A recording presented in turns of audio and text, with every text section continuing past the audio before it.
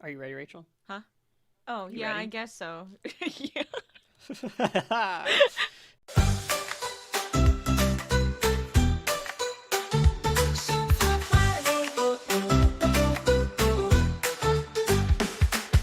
Shelf Life Saturday morning, Shelf Life. Shelf Life. Kevin and Rachel, the brother-sister crew with pop culture fun, they've got something for you. Hey! Grab your snacks and settle in. It's time for the best show around. Books, movies, games, and more. Your weekend's here, let's explore. Shelf Life. Saturday morning, Shelf Life. Shelf Life.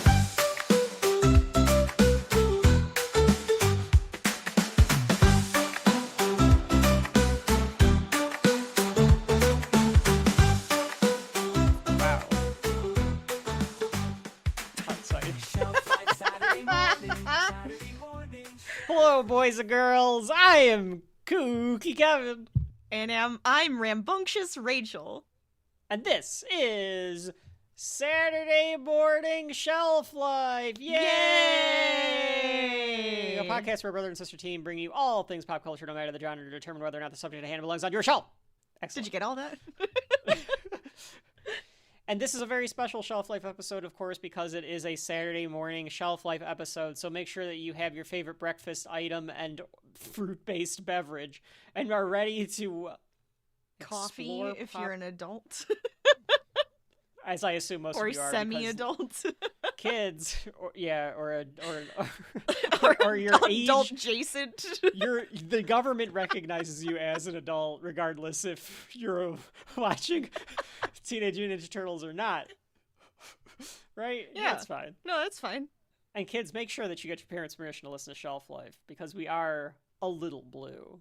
Rachel, today is a very special day because on this episode of Shelf Life, we are going to finalize, we are going to rank, and we are going to stamp our shelf or not shelf on today's subject, which is what? Teenage Mutant Ninja Turtles. Teenage Mutant Ninja Turtles. Heroes in a half shell. Turtle power. I said it right this time.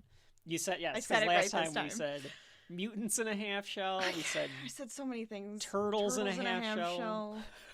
Which makes Ninjas sense. in a half shell. Ninjas in a half And then shell. I finally looked. I was like, "Oh, it's heroes in a half shell." I was like, "Oh yeah, that's right. That's what I hear every time I listen to it."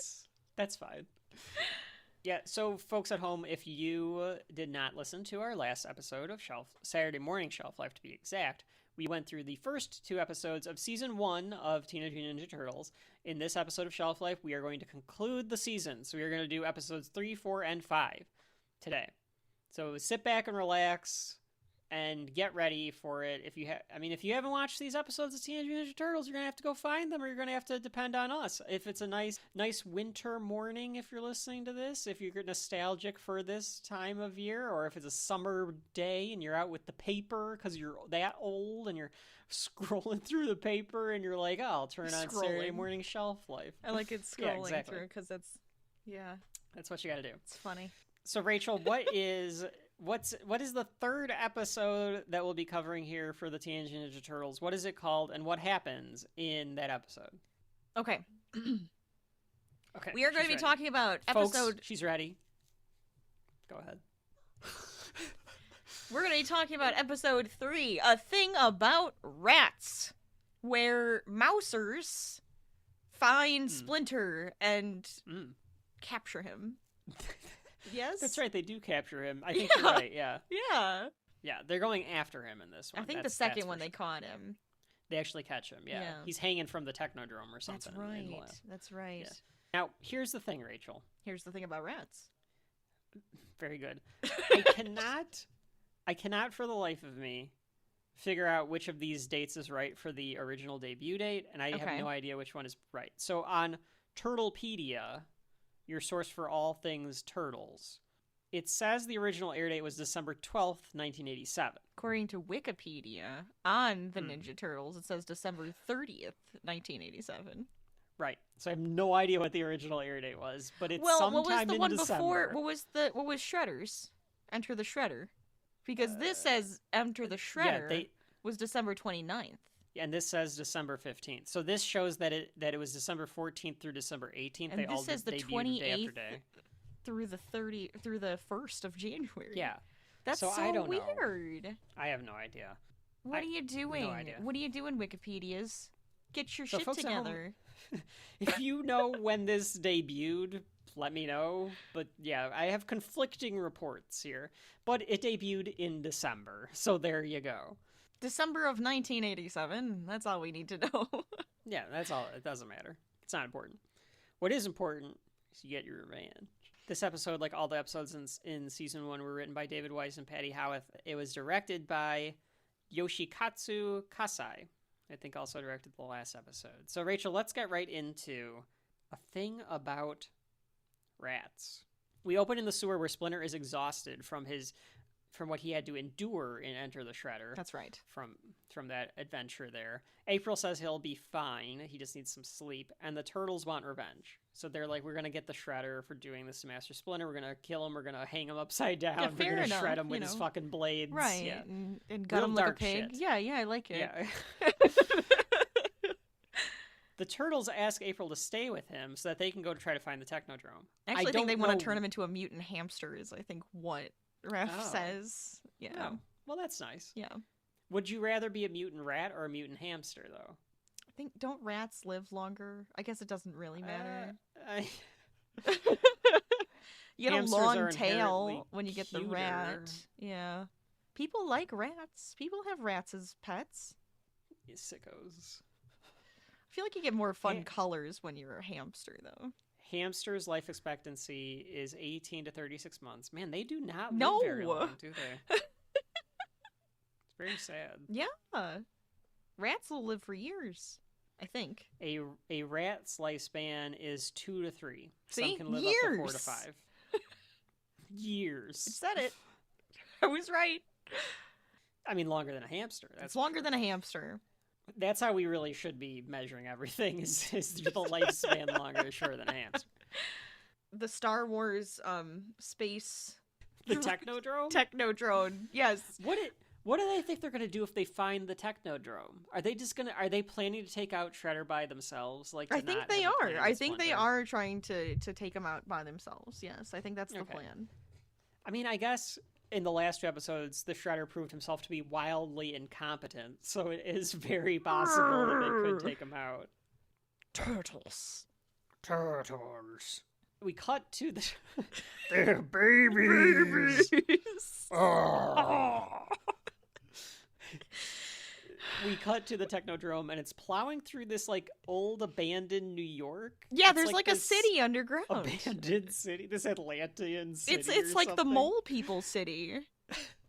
Yeah, that would have been fun. Now, it only would have been fun, though, if it was, like, Hans Moleman, like, coming out of, like, a door and being like, oh, no, Mutant not moles. again. Mutant moles and Hans Moleman, who is the mayor. And he has his little like, town underneath New York City. It's fantastic. Yeah. It's very quaint. And just goes like, oh, this is gonna cost me, or something like that. Would be great. Yep.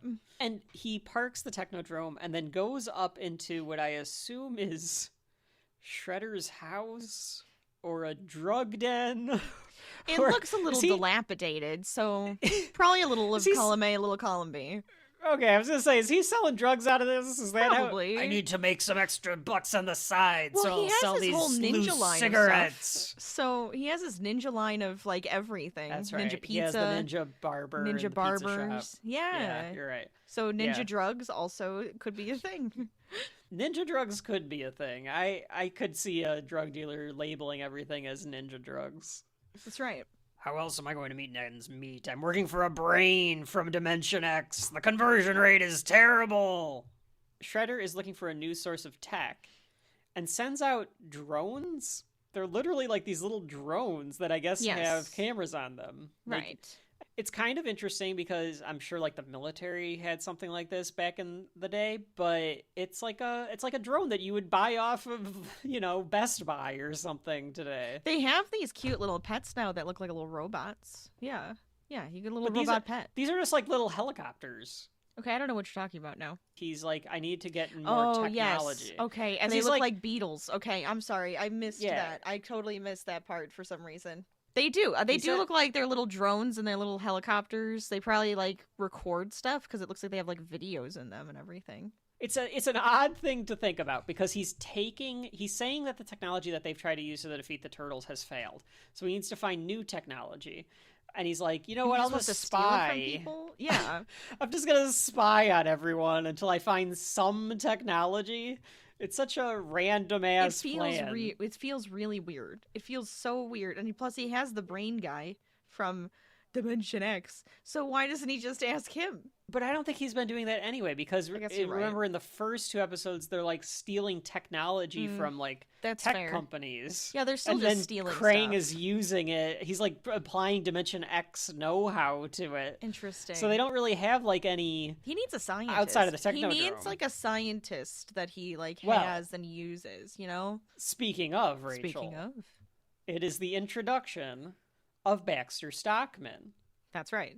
I assume, Rachel, that this Baxter Stockman is the Baxter Stockman that you're most familiar with. This is how you would have viewed Baxter Stockman, because in the video games, he would show up with the Mousers, or he'd show up in like some contraption and stuff, and you'd have to like defeat him, and he looked like this guy in the cartoons, right?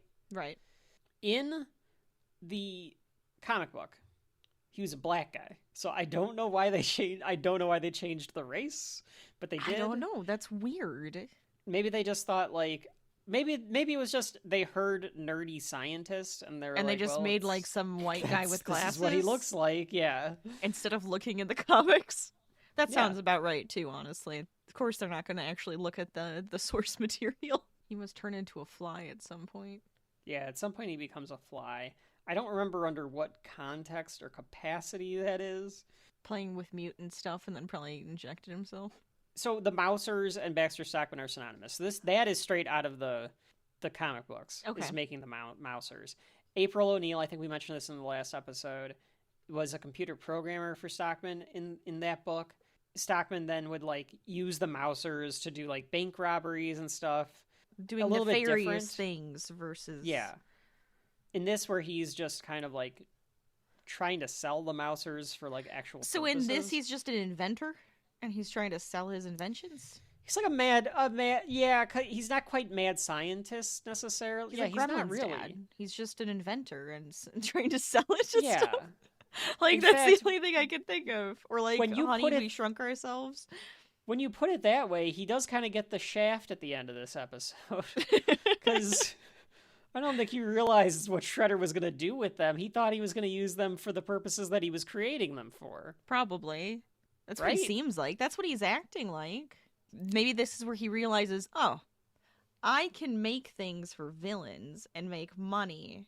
Yeah. And who cares? Well, that's what I bet. He loses his morals. That could be good pathos, though, because, well, we'll get to that, because right now, Baxter is just an inventor. He's invented these Mouser contraptions. They're very cute. He's showing them to this pest control company. I thought it was a French guy. It's not a French guy. It's supposed to be a toupee. I thought it was a beret, but it's actually supposed to be a toupee. Yeah, so I had that wrong. He could still be a French guy with a toupee. It's fine. But he's showing this pest control guy his Mousers. Rachel, can you describe the Mouser, like what it's supposed to be and do? Okay, so it looks like... So I think the point of the Mouser is to demouse, like a house and stuff. It goes through and finds the mouse and it takes them down, right? Yeah. But they look like... How do I describe this? It's got like chicken legs, right? It's bowling pin shaped. Almost like a little dinosaur mouth and stuff. It doesn't have arms. Looks like a little raptor. Yeah. So that's how I'm going to describe it. Very cute. You know, like if you could have like a little pet robot guy, that's perfect idea right there. I am kind of shocked that we do not, that you cannot purchase, unless I'm unaware of this, a Mouser. Like, it feels like something that should be purchasable. Everything else that the Turtles have ever done is buyable. Like, there's all those little robot, like, pets and stuff. How do they not make one look like a Mouser? I mean, they got little figures of the Mousers, and they always look in every iteration of the turtles, they look somewhat like this too. Yeah. They're the chicken legs. They walk around like chickens. Yes. Is kind of how they do without everything. wings and arms. This is a classic Teenage Ninja Turtle villain too, I feel like, because they come up all the time. You remember the video games, Mousers Rachel, are such where, an easy one to just throw at you constantly. Yeah, there'd be like hundreds of them, and you would kick them or like stab them, and then they would just like overflow. Whipping around the staff just to like doing like the tornado move. Who did you play? Did you play as Donnie? I played as Mikey most of the time. Because you could do the nunchucks. Yes, the nunchucks move would be like great, but I also played as Don sometimes too because I liked playing with the staff. Raph was always the hardest one to play as because the size, you had to get close to the guy. Yes, you had to be like right on top of them. As opposed to like the bow, like the other three you can be like further away, but the size, he could throw the side though. Right. That was always beneficial. Yes. He kind of had, there was like kind of Captain America side though, because it would just like come back to you, right? Yeah. Yeah. I think that's right, yeah. Captain America with a side. Now that's a hell of an idea. So anyway, the Mousers. Yes. The Mouser Baxter malfunctions though while he's showing it is the problem. Does it? Yeah. No, it doesn't. It goes through the wall. It's not supposed to go through the wall. Yes, I thought it is supposed to go through the wall. I thought that's like the point that like no matter what. It like just goes through no matter like goes through finding it. Oh. I mean, I like your I idea. thought it malfunctioned. I like your idea that it's like too over aggressive. And then he was just like, no, that's what it's supposed to do. It's totally fine. It's gonna find your mouse no matter what. I like that idea. Nickelodeon or whoever, feel free to steal that idea if like you redo a Baxter Stockman story. He can't get it right, and he's trying to pass it up that it's like, oh well, but... and like the city or whatever is like, well, Mr. Stock or Dr. Stockman, we can't do that because it would do more damage to the city than it's worth. Holes through walls. And then Shredder is like, well, I don't give a shit, so like it's gonna do exactly what I want it to do. So great, perfect. It's a good idea, Rachel. Thank you. That's not what I interpreted, because the guy that's in charge of like this company or whatever, like so the Mouser goes through the wall, he eats the rat that's like in the maze, and then Baxter says he just needs a company to fund him so that he can mass produce these, and he would send them out in the city, and it would solve the rat problem. Like you would never, and he'd be able to control the rat population. Yes, because he could just send the You'd Mousers have robot out. Mousers instead of actual mice and rats. They're like cats, kind of, but they would control the rat population. Yeah. Controllable pests. So then you realize that Shredder's been watching on one of the drones. Mm-hmm. I assume this is the reveal for how Shredder has been watching all the stuff happen in the first couple episodes too. Because remember, he saw them in the He's sewer always just and it watching was like, stuff how is Shredder watching all Yeah, this? exactly. So it has to be with these like little beetle drones. That's what I'm going to call them now. They're beetle drones. The toupee guy, the guy that's in charge of this pest control company, throws Stockman out though because he's like, I don't want to get rid of the rats. Right. We want the rats because that's make more what money. This is They're actually scummy. Rachel, this is actually a hell of a analogy to transformation in business and like how things change, because like you might come up with a technology and you might be able to say like, this is going to revolutionize something, and somebody could be like, but that's going to put that industry out of business. Right. We can't have that because people work there and stuff. So now we just have to not use it, even though it would make things slightly better. I mean, honestly, if the pest control person had the Mouser help him with his job, like helping out, finding the ones that are getting away, and then he finds the nest and takes care of that, right? Cool. This guy's saying, no, you're just saying get rid of my crew and I'll put out these little Mousers. That's not going to work.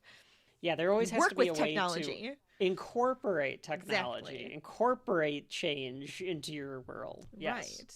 That's a life lesson for all of you out there. Shelf life lessons. Very good. You get a toy with every shelf life lesson. Like when you get a little Mouser. Yeah. For your shelf. Exactly. Yeah. Shredder introduces himself to Stockman, and he's like, "I will." Yeah, he just comes out of the shadows, like so this towering, muscular man with a cape, wearing a cape. Yeah. and a helmet with a knife on it. Yeah. With elbow pads with knives and all That's this right. stuff. That's right. Walks up to this little shrimpy nerdlinger, this millhouse, if you will, and is like, I'll produce your mousers. He was a fool for turning you down. And this guy's just like, okay. He doesn't question it at all. At all, Rachel. It's the short sightings of scientists and inventions. They, no matter what, no matter who is actually back, it doesn't matter as long as they get the funding for their science work. It's right? kind of a pop culture trope. Yeah, that is true. That is a pop culture trope. The turtles can't find the Technodrome and they feel helpless, but they say they have to keep going.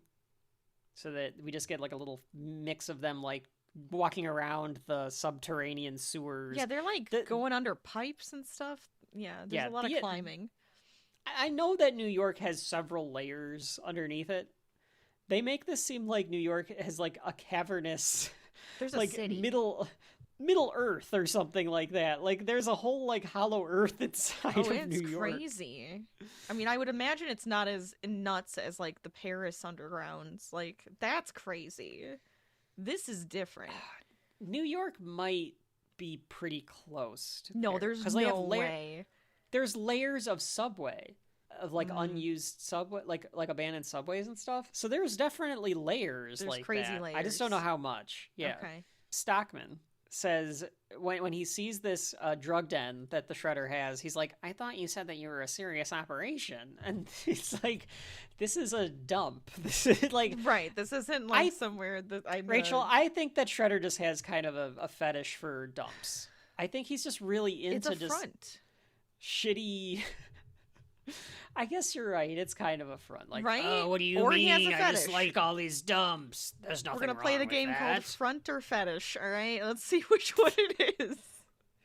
All right, boys and girls, it's time for Front or Fetish. Today's contestant is Oroku Saki. Come on down. Yay! I cannot remember the exact line that Shredder says. Stockman says something like, I thought that you said you had a huge operation or something like that. And I do, in fact. want... It's enormous. It sounds Thank like you. Yeah, that's what he says. It sounds like he's compensating for something. Yes, that's what I thought too. that those two lines together sound like he brought Baxter's Stockman back for a completely different reason. I really wish that you could take that out of context. Folks at home, feel free to take that line out of context. I'll isolate it for you here now. What a dump! I thought you said you had a big business. I do. In fact, it's enormous. Rachel, even in my notes, I wrote, that's a clip. Even in my notes. That's a clip. Oh my god. Because you already knew. I guess I knew, yeah. I didn't think we were going to take it that way until I just read It's Enormous again, and I was like, yeah, you have to. Oh wait, Rachel sent me a Shelf Life Saturday morning screenshot. Hang on, let's see. Shelf Life Saturday. Oh, there he is. Yeah. You look so angry. It's enormous. Shredder's got a couple of really good lines in this. Actually, I'll get to another one that I really really enjoyed. In fact, no matter what, I promise everyone right now, it is the stinger line at the end of this Shelf Life episode. Shredder says he's going to mass produce the Mousers, but he needs a new master control because the one that Stockman was using is not going to be able to control everything. Rocksteady and Bebop show up to take the Mousers and like the plans and stuff. Like they need all the tech that Stockman has to like reproduce the Mousers. Stockman. I think they just give him technology to work with too, because he needs like he wants hundreds of these Mousers, and he's like, and you need better controls. So here's a bunch of stuff. Have fun. Oh, you know what? Okay, so he's giving Stockman. I have a feeling he's giving Stockman. Yeah, like a side project that he doesn't really even need, just to distract him, though, because he controls the Mousers right away. So I think he's taking the original control and the Mousers that he has and saying, now you go build the rest and make a better control system. Okay. Yeah. Got it. Okay. Yeah, because he's saying, like, the control system won't work because I want hundreds of these things. And, exactly. Yeah. Stockman unfazed by a mutant rhino and warthog. Yep. Cosplay? I don't know. It's New York. Does not. Only in New York. I mean, they're not giant rats, so maybe he thought, oh, this guy made giant, like, mutant people animals to take care of the rat problem. No. I will not sanction this buffoonery. This man cannot possibly think, oh, this is fine. Like, this is not a normal He's having reaction. this is fine reaction, though. Okay, so a pervert in a cape with a bunch of knives on his head came up and offered me money, and he has henchmen that are a rhino man and a warthog man. I guess I just have to go with it because I can't get any funding. Exactly. Like, that's what goes through his head. All right. He's not fazed by Bebop and Rocksteady, nor is he fazed by this Robotnik-esque drill that goes into the ground. He's a scientist. As they all leave. He's an inventor. Just like Dr. Robotnik. That's right. It is very Dr. Robotnik. You're right. Yeah, now that I'm thinking about it. That's all I'm imagining is the video game. Has Sonic ever met the Ninja Turtles? Have we ever had that team up? Sounds like a fun team up. That could be a good team up. Yeah, he could bounce off of their shells. He could bounce up. Yep, yeah. That's right. That's the thing. Yep, that's the move. Uh-huh. Mm-hmm. He bounces off the shells while they go like, and then we're they can turtles. like they get in and their like, shells and they learn to like move themselves, like they slide down stuff, to go faster. Mm-hmm. Yeah, exactly. And then Shredder, it's actually would be Krang, because Krang is a better foil for Robotnik because he's part robot. And then at the end, like, Robotnik would like turn on him and like have like some device that like controls Krang. That sounds about right too. Yeah, I like that a lot. Like this. Yeah. Let's see, Sega and Nickelodeon, I guess. Can you guys get on that? The turtles decide to check the surface because they're having no luck under the underground, so they decide to go up onto the surface world. Raph starts climbing, and they get to another level of sewers. This is what I'm talking you're about. right. There are several levels. Yeah. And they get to a level that actually has subways, so it's a classic. They almost get hit.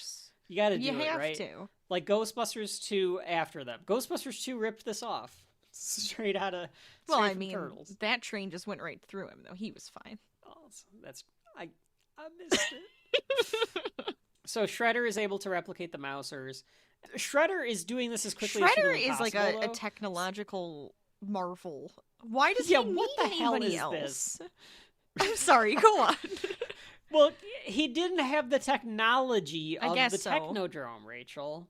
I don't know how Krang taught him how to do all of this, because he was literally just a sensei. Not a sensei. A sensei. But that's my point. Like, he's like a scientist and sensei. Ninja scientist. Hey, I mean, he's a ninja scientist. That's fine. Shredder's a scientist. Apparently. It's fine. I never knew. Who knew? We encounter a lot of scientists. A lot of scientists. What is with these evil scientists? They don't all have to be evil. E.T. wasn't evil. He was a scientist. E.T. evil sounds like an interesting thought, though. Evil E.T. also. Keep that one under your hat. But Shredder is doing this so quickly because he just wants to fucking kill Splinter at all costs, that he's not even checking anything with these Mousers. He's just taking the Mouser. He's like 3D printing. He's pretty much just like copy paste. Like, yeah, it's what he's doing. But as this is happening, you get Krang beckoning to him, and he's like, Saki, I need you. Yeah, like weird noises. It's like, seriously, with these noises.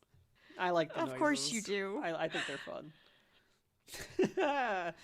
So Krang has Shredder come to him, and Krang is still mad because he's like, why are you doing this crap with the... He sounds like Mitch McConnell. Why are you doing this crap with the Mousers and not with my body?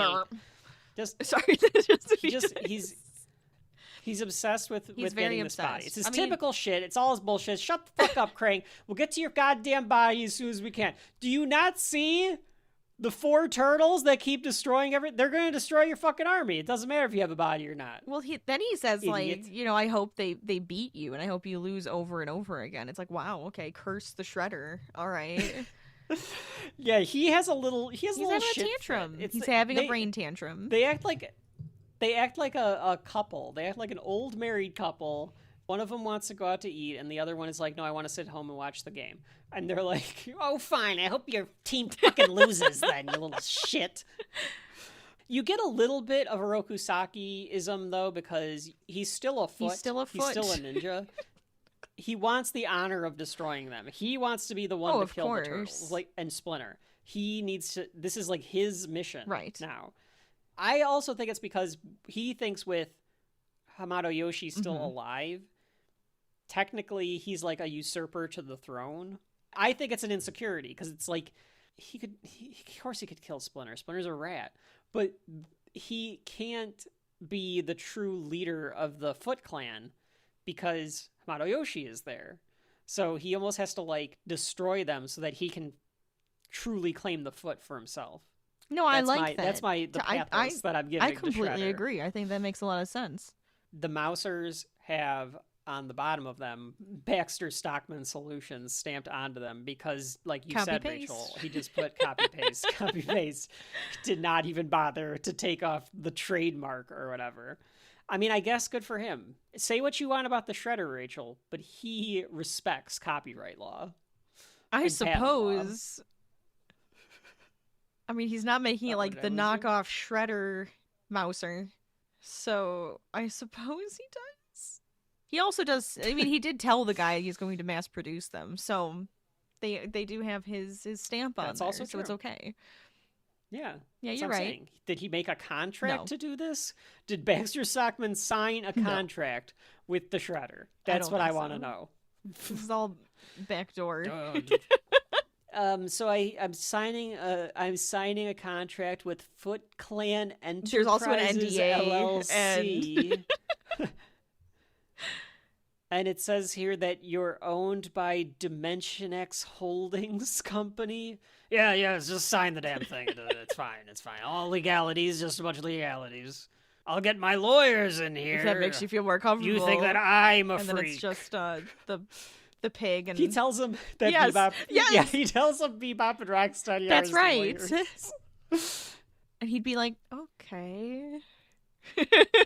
Yeah, and Baxter Stockman is such an idiot, a nincompoop nerdlinger that he's like, I guess this makes sense. I don't know much about business, but all lawyers are pigs. Oh my god, they could have made that joke. You're right. You're absolutely right. They get a dozen of these Mousers done. And Shredder's like, I can't wait any longer. Seek out Hamato Yoshi and destroy him. I'm gonna give out my voice because you have to close your larynx. You do, and then you have to have like mucus in your mouth while you're doing it, and then it's like it's like obnoxious. It's a really, really well done voice. I can't say enough about James Avery's portrayal of Shredder. It's pretty good. Fun.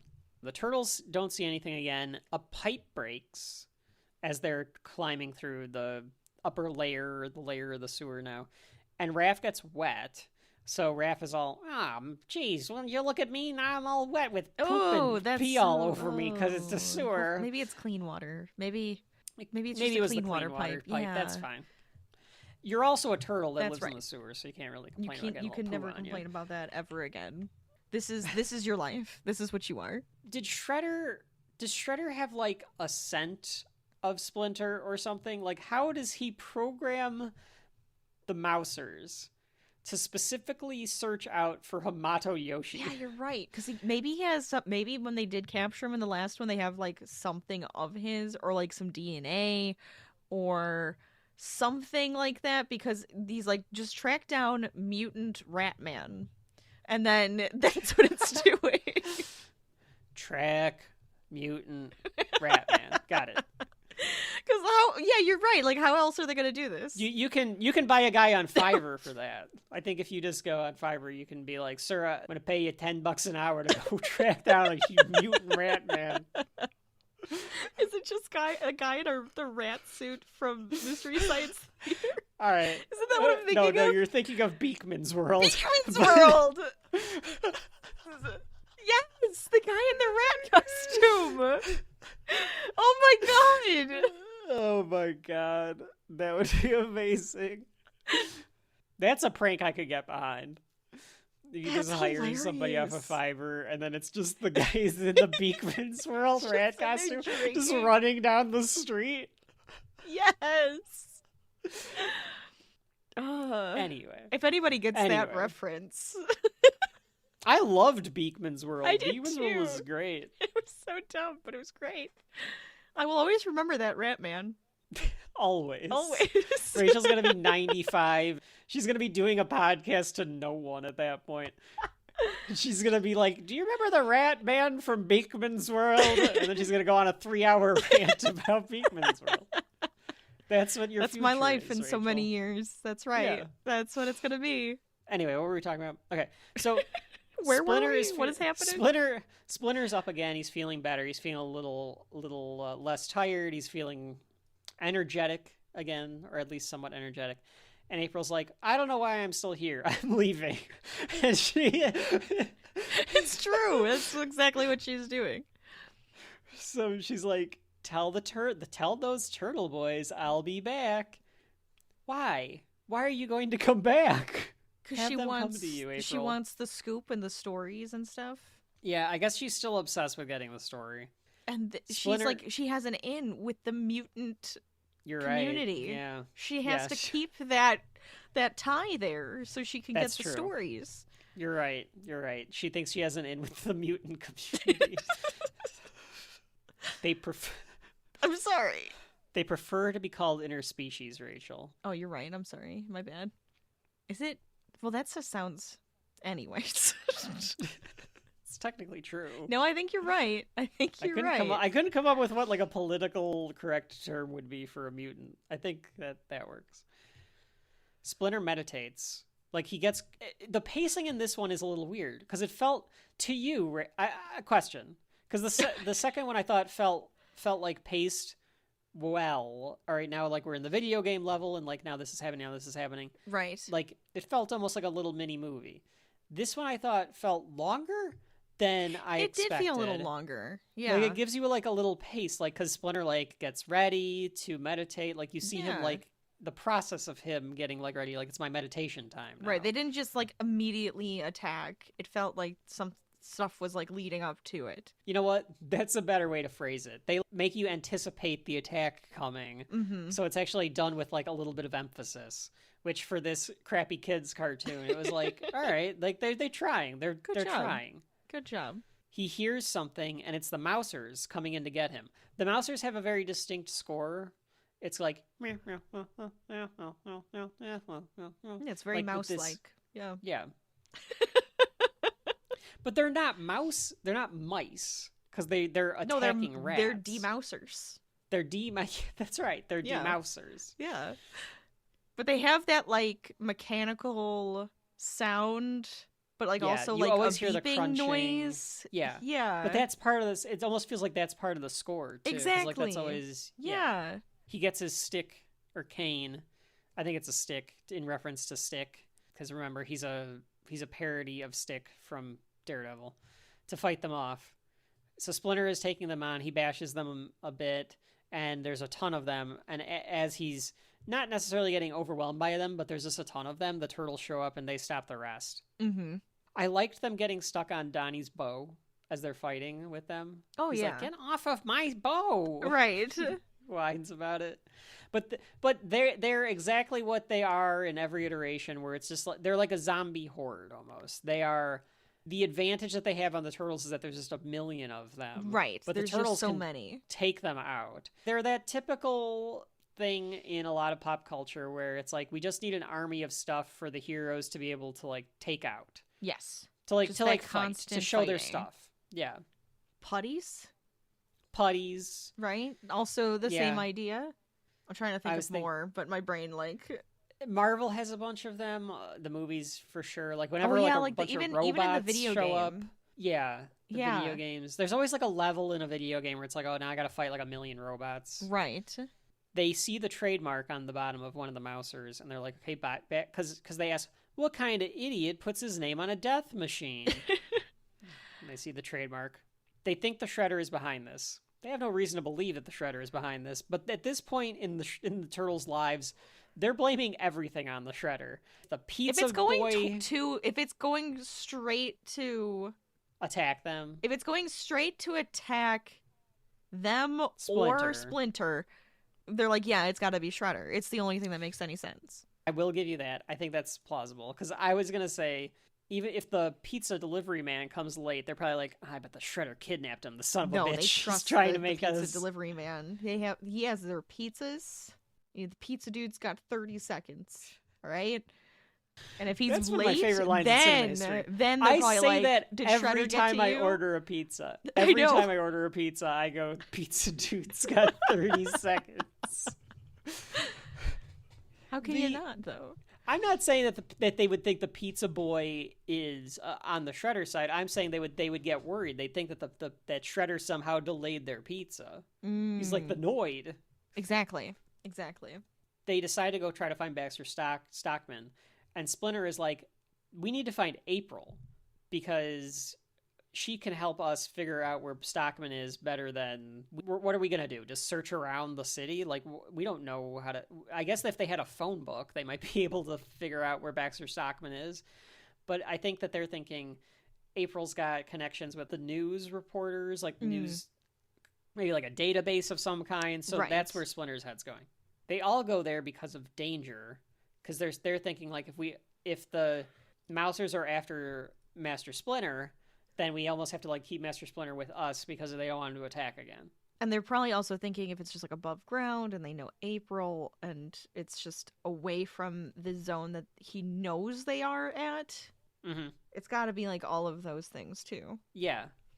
It would take longer to find them. Right. Shredder's pissed that they lost, but he says that they can handle 12, but they won't be able to defeat 1,200. So he's like continuing to make all of these things. And then poor April O'Neil, Rachel.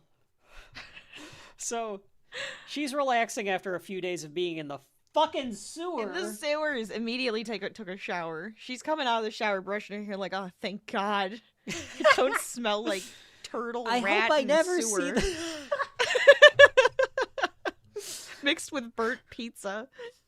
April, why do you smell like rat and burnt pizza? What have you been doing? Where have you been the last 3 days? It's one of those don't ask situations. The turtles ring the bell and walk in. I especially liked, I don't know why, but the picture, the frame of the turtles all in front of April's apartment. Yes. Just all standing there with like dumb smiles on their faces, and she's like, what the fuck? Just like... like, oh, great. So they walk in. I liked the questions line because she's like, I have a lot of questions, and they're like, do you want them answered in any particular order? And Donnie, like very quickly, just make it quick. Like, tell me everything. Yeah. Tell me everything. She said, I don't remember what I asked. I just like that little exchange that they have there. I thought it was fun. Could we interest you in a subscription to Turtle's Home Companion? Oh no! What are you guys doing here? How did you get here? Did anyone see you come in? Any special order you want those questions answered in? Yes, quickly! Looking for Baxter Stockman, by the sewers, and no. Does that clear things up? I can't remember what I asked. I thought you were going to say you love the frame of the toaster that she has. Okay. Yes. So I did write that down. For some reason, there is a framed photo of a toaster. It's so random. If anyone wants to send Shelf Life a life-size version of this framed toaster, I would like it to please have do. bread, though, or toast coming out of it.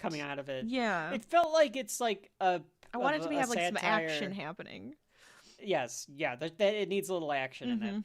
It felt like a poster of like an Andy Warhol thing or something that they're making it felt fun like of. that, or like she had some sort of ad that she got to participate with, so she got like the poster of it. Yeah. Something Yeah, weird. I'd buy that. But I like Yeah. the Andy Warhol. This is just Toaster in purple and yellow. Toaster. Like... So now it becomes Teenage Mutant Ninja Turtles 2 Secret of the Ooze at the beginning when they're all at April's apartment and they just live there. Right. That's what the next 3 minutes is. I enjoyed it. I had it. fun. Yeah. April tells Splinter to rest in the bedroom. April.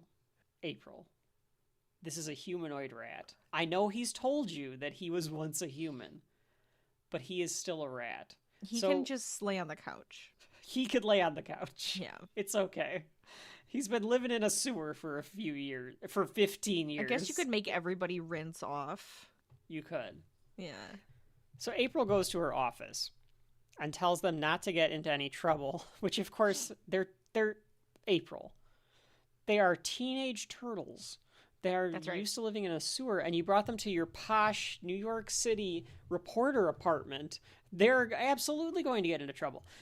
Mm-hmm. This is an impossible New York apartment too, I think, because she has this big she has this big like outdoor area. I couldn't quite get the layout of what April's apartment is in this, but she have like a big patio, like a balcony. Well, yeah, I think she has a big balcony area. I think she does have balcony. Pretty sweet, which is pretty great. Yeah. I mean, she's trying to become a better reporter, so she's low on the totem pole, even though. It's at least what I thought she was pretty low. Yeah.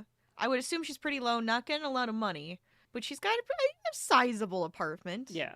You know? She goes to her office and tells them not to get into trouble, and they immediately trash her apartment. They're teenagers. Yes. They live in a sewer. They don't know what they're doing. They're just playing around with the stuff they keep finding.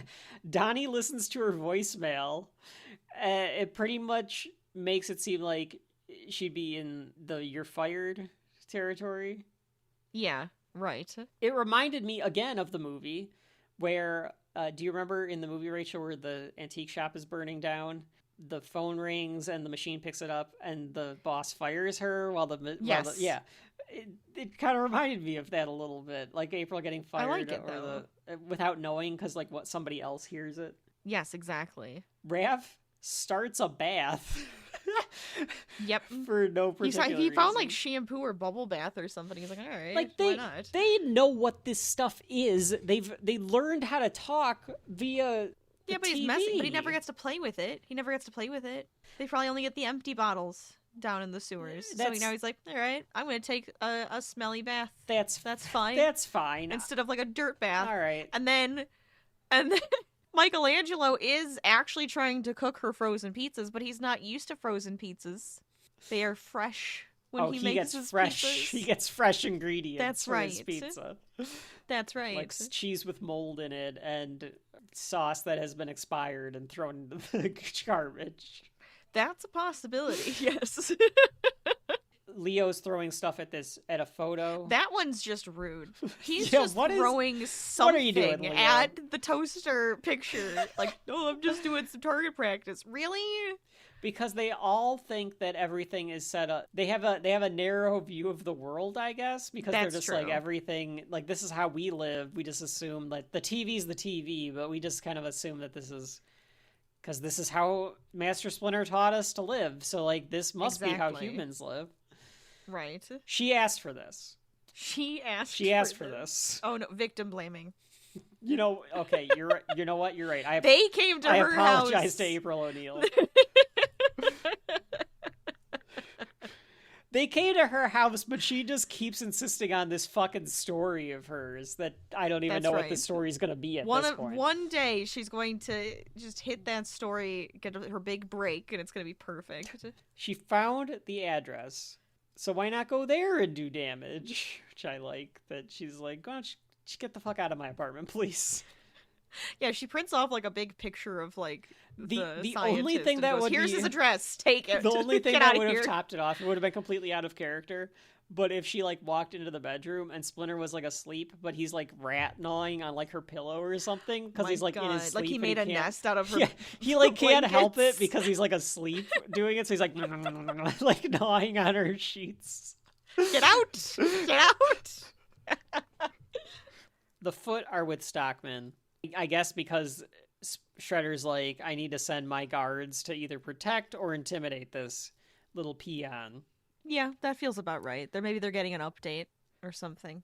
I think actually they were there to make sure that he kept working, because Shredder comes and Stockman is like, I need some rest. And Shredder's like, okay, Foot, you can kill him now. Like, we don't really need him anymore. Shredder sends him on his way. Shredder's like, okay, you go ahead, like, go home or whatever, like, take a break. And then Stockman gets in his van, and Shredder tells the Foot, like, kill him. So I got what I needed. He finished it. Go ahead and kill him. But I'm like, you'd think, yeah, I'm gonna keep you on as my inventor, a consultant. Scientist. Yes, I agree. I don't understand why he doesn't want a scientist that builds the stuff for him. He can go still steal everything, and all the ideas, but build this for me. In the scientist. 1990s Spider-Man cartoon, Kingpin had that Alistair Smythe guy. It's a thing in Saturday morning cartoons for the lead villain to have some scientist henchman. That's right. Even Gru in Despicable Me has his little scientist henchman. There you go. Build some stuff. I don't know. I'm trying to think of. I don't know what she's talking about, but yeah. No, Have you ever watched Despicable Me? Nah, maybe once. I went on the ride. They shoot a banana gun at you. Yeah. Right? It feels like a trope. In James Bond, right?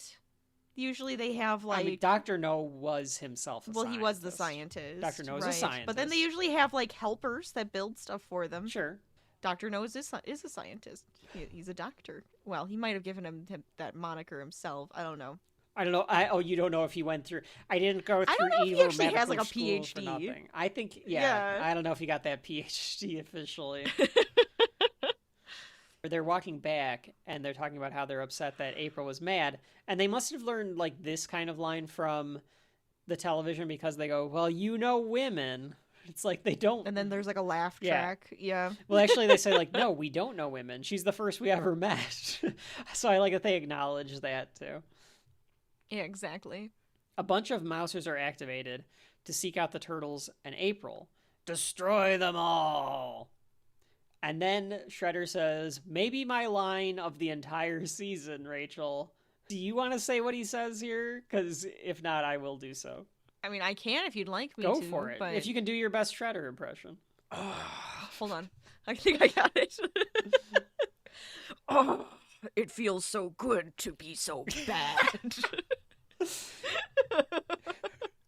What a beautiful line that is. How is that not a meme? How has that not permeated pop culture as something? It just feels like it should have. I also feel like it just feels like a thing. Like it is what it is. He said that line, and the next thing I wrote down, Rachel, was found my post clip. So that's the one I'm definitely putting as the stinger. Beautiful. Stockman goes back to his slum, but the Foot are there to kill him. So they're all waiting, like, just outside of his apartment, and they're going to kill Stockman. But before they can, the Turtles take them down. So that we get another little battle here between the Foot and the Turtles. Raph says that he's the master of the manhole cover. I don't know. I thought about it, too. I was like, is there some sort of innuendo there? I mean, the manhole, but at the same time...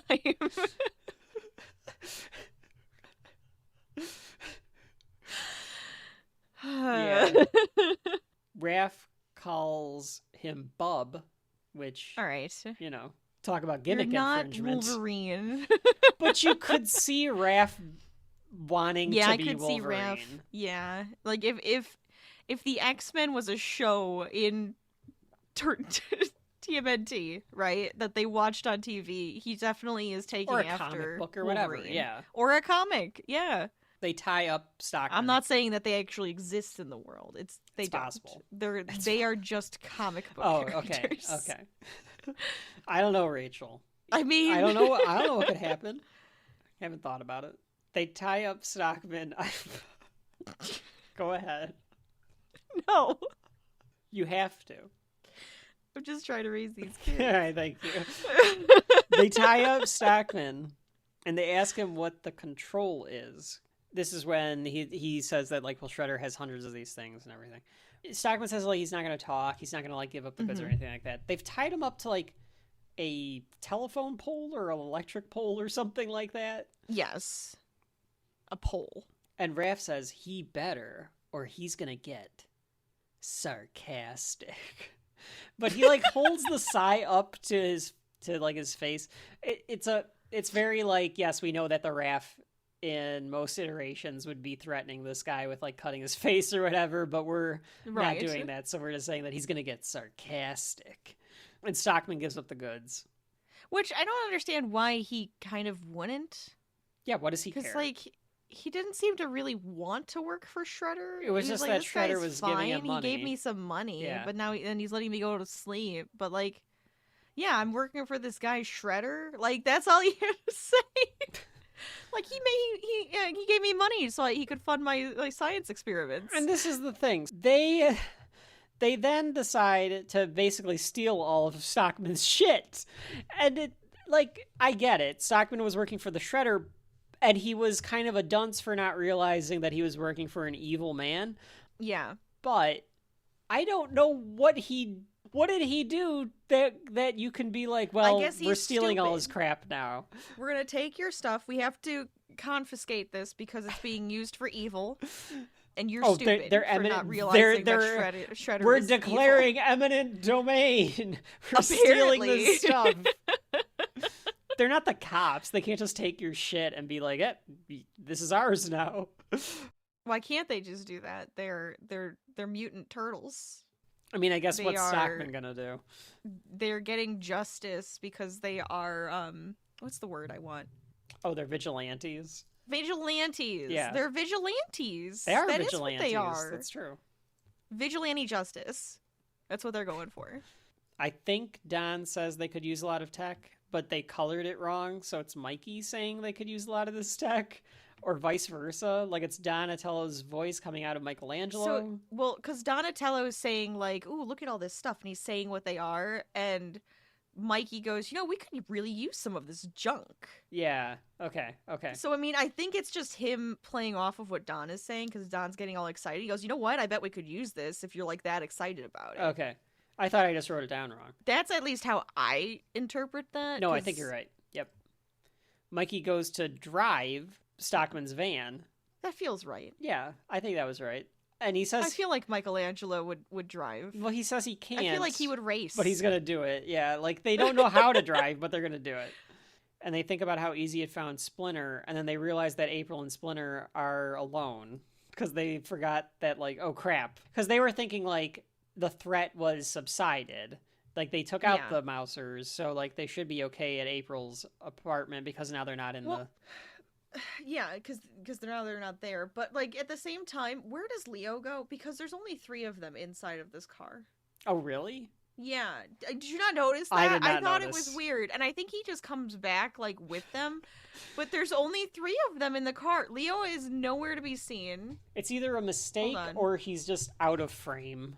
I noticed a little bit that in some of these episodes, and I don't know if it's just because maybe they didn't have the actor for the voice actor as much or something, that Leo doesn't say much in a couple of these episodes. Yeah, what is with Leo? Just kind of like, I don't feel like being there. You're the leader. Leonardo leads. Exactly. Donatello does machines. It's like a very Scooby-Doo-esque, like, look into this, turtles, like, van. And there's only 3 of them. Yeah, I mean, I guess it's just the way that... Leo just has no comment. He's just like, I'm not participating in this. It's gotta just be how it's drawn, because it is, to your point, very, like, oddly done, and, like, it feels kind of like a cheap, like, just draw in the ones that we need to draw in. Yeah, like, don't bother with Leo because we don't have any lines for him. Yeah. You're right. It does look like a 60s cartoon versus an 80s cartoon. But to your point, so April wakes up. They remember that they're alone and they're not there, and so they're like, oh crap, we gotta get back to them. Yeah, so now they're racing back to April's apartment. Splinter wakes up again. April wakes up Splinter, who I guess was sleeping in April's bed. And Splinter sleeps a lot in these episodes. I don't know why. He's just always tired. tired. I guess he's an old rat. Wait, Rat's gotta sleep. Oh no, I lost you. Splinter says that we must arm ourselves. I thought that was a good line. It's a very, like, ninja line. Like a Master Splinter line of, like, we must fight kind of thing. Yes, right. We must be ready and we must fight. We must arm ourselves. She grabs a rolling pin and a pan, and she starts taking some of them down. Classic. Because she's a woman, Rachel. What do women know? Kitchen stuff. What does a woman know? I mean, Splinter doesn't even get arm. Well, he's using his actual arms, not like weapons. Yeah, you're kind of right. Like, he's the one that says arm ourselves. He'd get something to use. But they fight them off, but there's just too many because, like, now there's like hundreds of them because that's what the Mousers are. And as they're fighting them off, then the turtles come in and they bust in very classic turtle style through the roof, and then they take out all the Mousers again. Through doors, through roofs, wherever they can come through. So that the fight happens between them and the Mousers. Weird. The fight happens, right?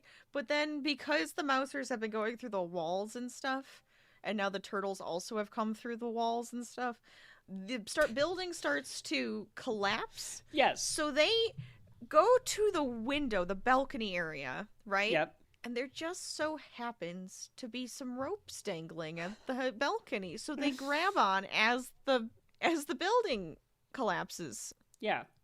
Yep. April's apartment collapses because of all the damage that's been done. So you have your problem yes. with this is that there is, in fact, ropes for no particular reason hanging. Convenient ropes that go to nowhere. Yes. Are they justifying it? They don't go to nowhere because they are on like some crane, but why? Yeah. So there's it's New York. There's construction all over the goddamn place, you know? Yeah. Right? 4 ropes directly to her apartment. Yeah, okay.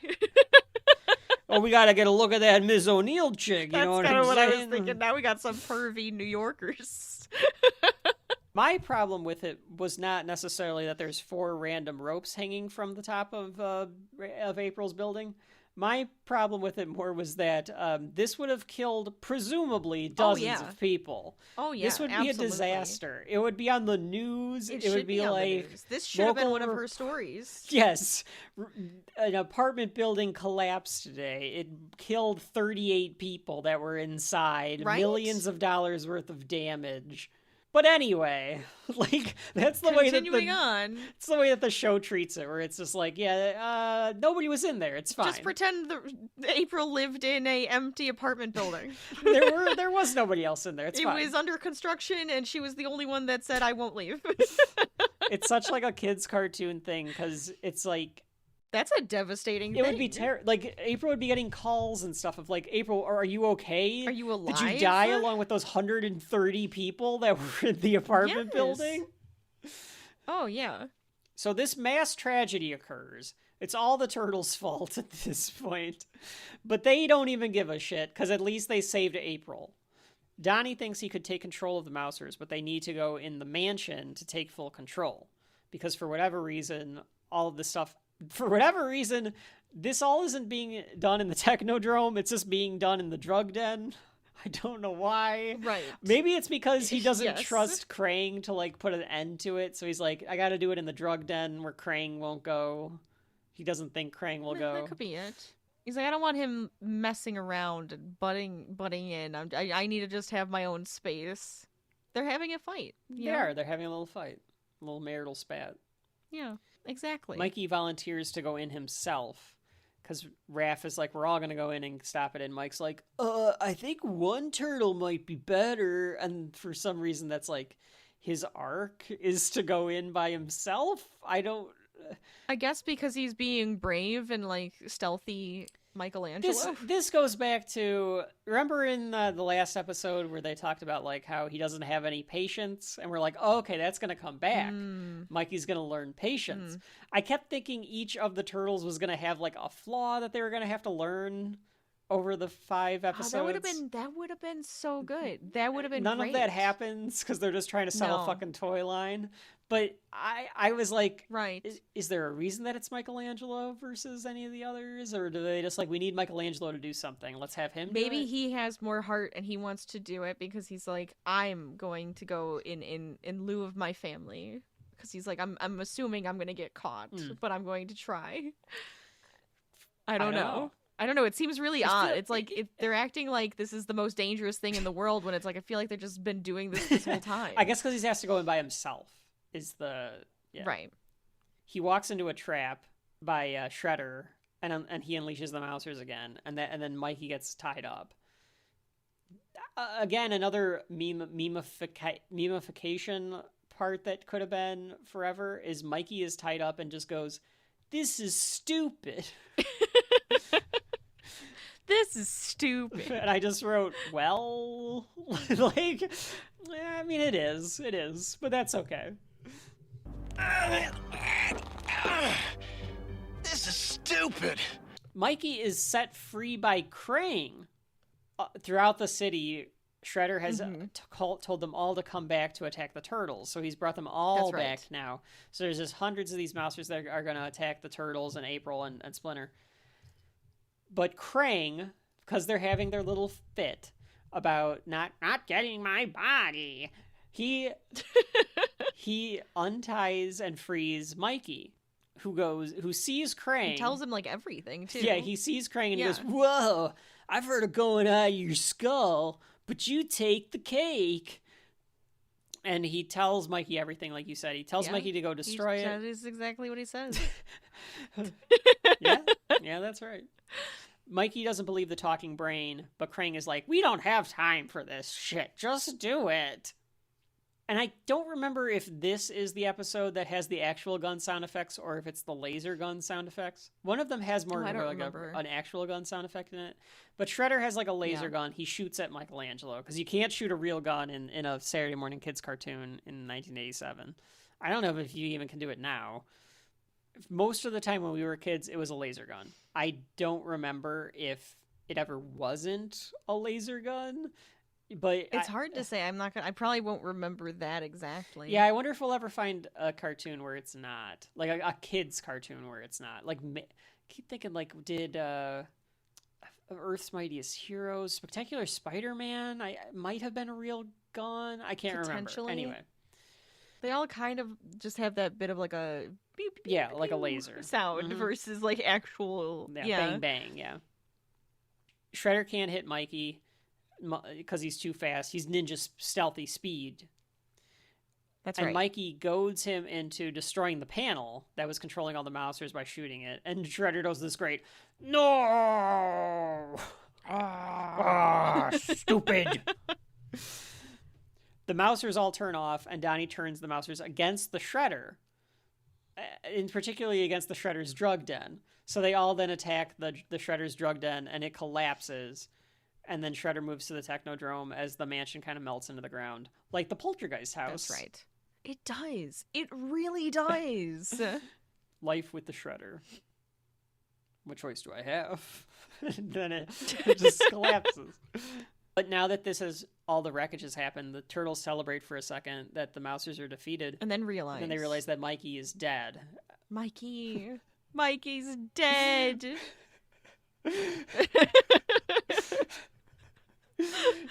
They didn't care about any of the other people in that other building collapsed, but Mikey's dead. I said they don't care about anybody else from the building that collapsed. But Mikey's dead. Well, I mean, they know Mikey. They don't know, It's true, it's their brother. Mr. Johansson that lived across the street from April.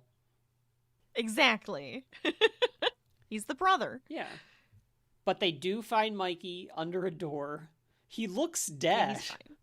But he's fine. He does look dead. Raph kind of is twitching. I like that Raphael was the most concerned. It might be because Raph was like willing to go in, like go one, go all. And yeah, Mikey he was like going to do it. Yeah. Right. Raph looks and says the Technodrome is gone. Yes.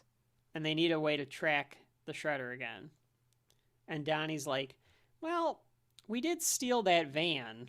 And there's a bunch of other shit back at Stockman's house that we can just steal for some reason. Yeah, that's right. Because stealing is fine. We'll That's just take all fine. this shit. He was a criminal anyway. You can, They're- folks at home, you might not know Exactly, this. You could steal from criminals. Yeah, you can steal from criminals.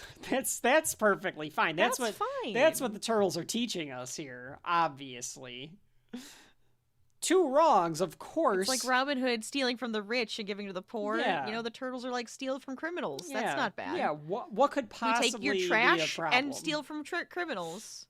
Donnie thinks they could rig the van. Mikey says that I saw a big brain.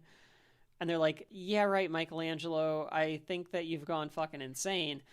And Like, Raph, maybe you just hit your head. Raph says that he's had one too many pizzas.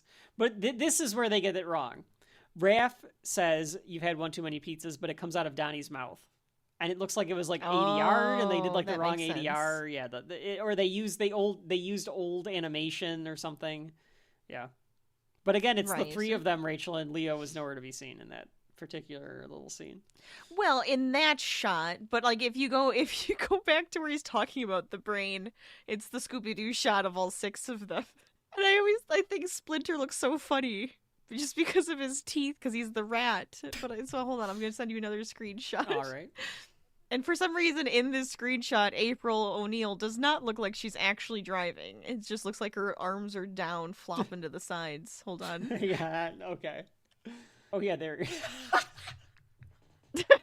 Nobody's actually driving. I do love how cramped they all look, though. Yes. Yeah, no one's actually driving. Well, you know, they're just going down the street kind of slow, so. It had mouth and eyes, and it talked to me. That picture, that's a great screenshot. I don't know why. It just... April looks so unamused. Don and Leo are Just like, what's he fed up talking with about? Raph is everything. just staring off into the distance, and Splinter looks kind of mad at Raphael for some reason. He's got like this quizzical look on his face, but like staring down at Raphael. It kind of belongs in a museum. So that is the end of A Thing About Rats. The 3rd episode. A Thing About Rats. Of Dr. Turtles. So Rachel, what did you think of this episode? What do you have to say about this one? I think this one's actually kind of fun. I like the Mousers, and I like all like the silliness that they get up to in like April's apartment and all of that. A lot I think happens that's in kind of this fun. one. There's a lot that actually happens in it, so it's like I actually enjoy like all of the movement and everything that's going on. And even the stuff between Shredder and Crane, how they're kind of, with lack of a better word, butting heads. Yeah, she's been waiting to use that one, folks. I feel like I have. But Kevin, what do you think? I think that one was pretty good for what it was, for what it is. I agree. It's a fun one. I enjoy that they never discuss the collateral damage of the apartment collapsing. Oh my god! Like an apartment collapsing in New York City would be huge news. There You would should be hear sirens, it all over the place. There's a helicopter. It would be on, and they're just talking about pizzas. Every news station, and they're like, "We gotta get to Domino's." But I thought that this one was fun as well. The Mousers are a good villain. Baxter Stockman is introduced. April's apartment stuff. Splinter getting to fight. Splinter fights a lot more in this cartoon than I expected. Splinter does get to fight. He sleeps and fights. That's what he likes to do. Fights and sleeps. That's like his whole thing. He's either sleeps fighting until he has or to sleeping. Fight. He has 2 modes. Yes. So yes, that was A Thing About Rats.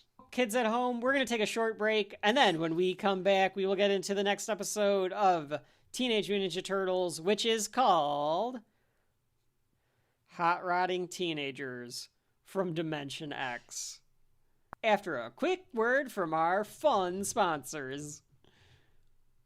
After these messages, we'll be right back. Is this the end for Donatello? Eat this, turtle breath. Got a pizza instead? Coming right up. It's the Turtles' motorized pizza thrower. They're having a party. Oh, no. Bebop and Rocksteady in the Flying Foot Cruiser. Looks like they've got an eye on our boys. Hey, these dudes are a real pushover. Michelangelo to the rescue in the party wagon. We'll show these hairballs how to party. Teenage Mutant Ninja Turtles. Only from Krona. Saturday morning, Shelf Life. Okay, this note on the Turtle Wiki, it says citation needed, and I agree. Some citation is needed. At the time of the episode's airing, some viewers criticized Michelangelo's implied attraction to Kala, accusing the show of promoting pedophilia? I don't know if that's true. First of all, it was 1987. Weird. I don't think that was, like, the main thing everyone talked about, like, today. Also, Michelangelo is a teenage Mutant Turtle, and Kala is a teenager. Yep. Yep. But maybe it's just a bestiality. It says citation needed, so I'm gonna just go out on a limb and say, like, whoever wrote that was having some fun, maybe? Maybe. Okay. And we're back, boys and girls, with another episode of Teenage Mutant Ninja Turtles. Rachel, what is up next for us to discuss? Rachel is yawning because she had a long night, folks. I told you to go get another cup of coffee during the break. All right. Yeah, I got my coffee. Let me just drink it really quick. All right. So... Oh, she's one of those that after every sip. No, I don't. It's an exaggeration. We're on the radio, Anyways, Kevin. They can't see me. I know. They don't know what I'm doing. I hope they can't see us, or something is terribly wrong. We've done something wrong. But we are on episode 4, Hot Rodding Teenagers from Dimension X. Dimension X! And, yeah. So what happened? What's this one? Yeah. It is what it says in the title. Some Dimension X teenagers come over into the Turtles world, cause some chaos, because they're, like, wreaking havoc and, like, driving around the city in hover cars and stuff. Yeah. And then they're like, we gotta stop them. And that's what the Turtles do. Right. They are from the 50s for some reason. They have 1950s. Oh, they are like the Jetsons is what I kept thinking of. Okay. Well, the Jetsons are from the 60s, but like in hover cars, they kind of have those hairdos, and then they but they're supposed I don't know, to that's be not like very Jetsons, but still they're acting like teenagers from the 50s, like greasers. Though. Yeah. Yeah. It would be like if you made a cartoon today and you had them act like teenagers from the 90s, whatever that would possibly be. Like, that's the equivalent. Sure. I feel like that happens a lot nowadays with movies. That's what I'm saying. A lot of things set in the 90s, so that isn't how we dress. Well, because it's stereotypical. Like, how many people were actually wearing leather jackets and like acting like greasers? But that's what the Sure. But it's just like, a lot of the times I look at the outfits that they're like, this is the 90s, and I'm like, or even like the late 90s, early 2000s, and I'm like, no, it's worse than that. This episode is about 1950s teenagers, to be nostalgic for like the adults that would have had kids, or like slightly older kids then, because they would know that the things from the 50s. I was saying that if you had a show today, it would be like the equivalent would be having people that like acted like kids in the 90s saying radical or something, I assume. Yeah, radical. That does sound like something they'd make it sound like people said. But this is Hot Rodding Teenagers from Dimension X. It debuted, depending on which source that you want to believe, or not, both of these are wrong, on either December 13th, 1987, or December 31st, 1987. I wonder if one's like England or international, or one is American. It could be. One's syndication and one's the first time it aired. I don't know, because I think these were more in syndication, so that the date is probably all over the place.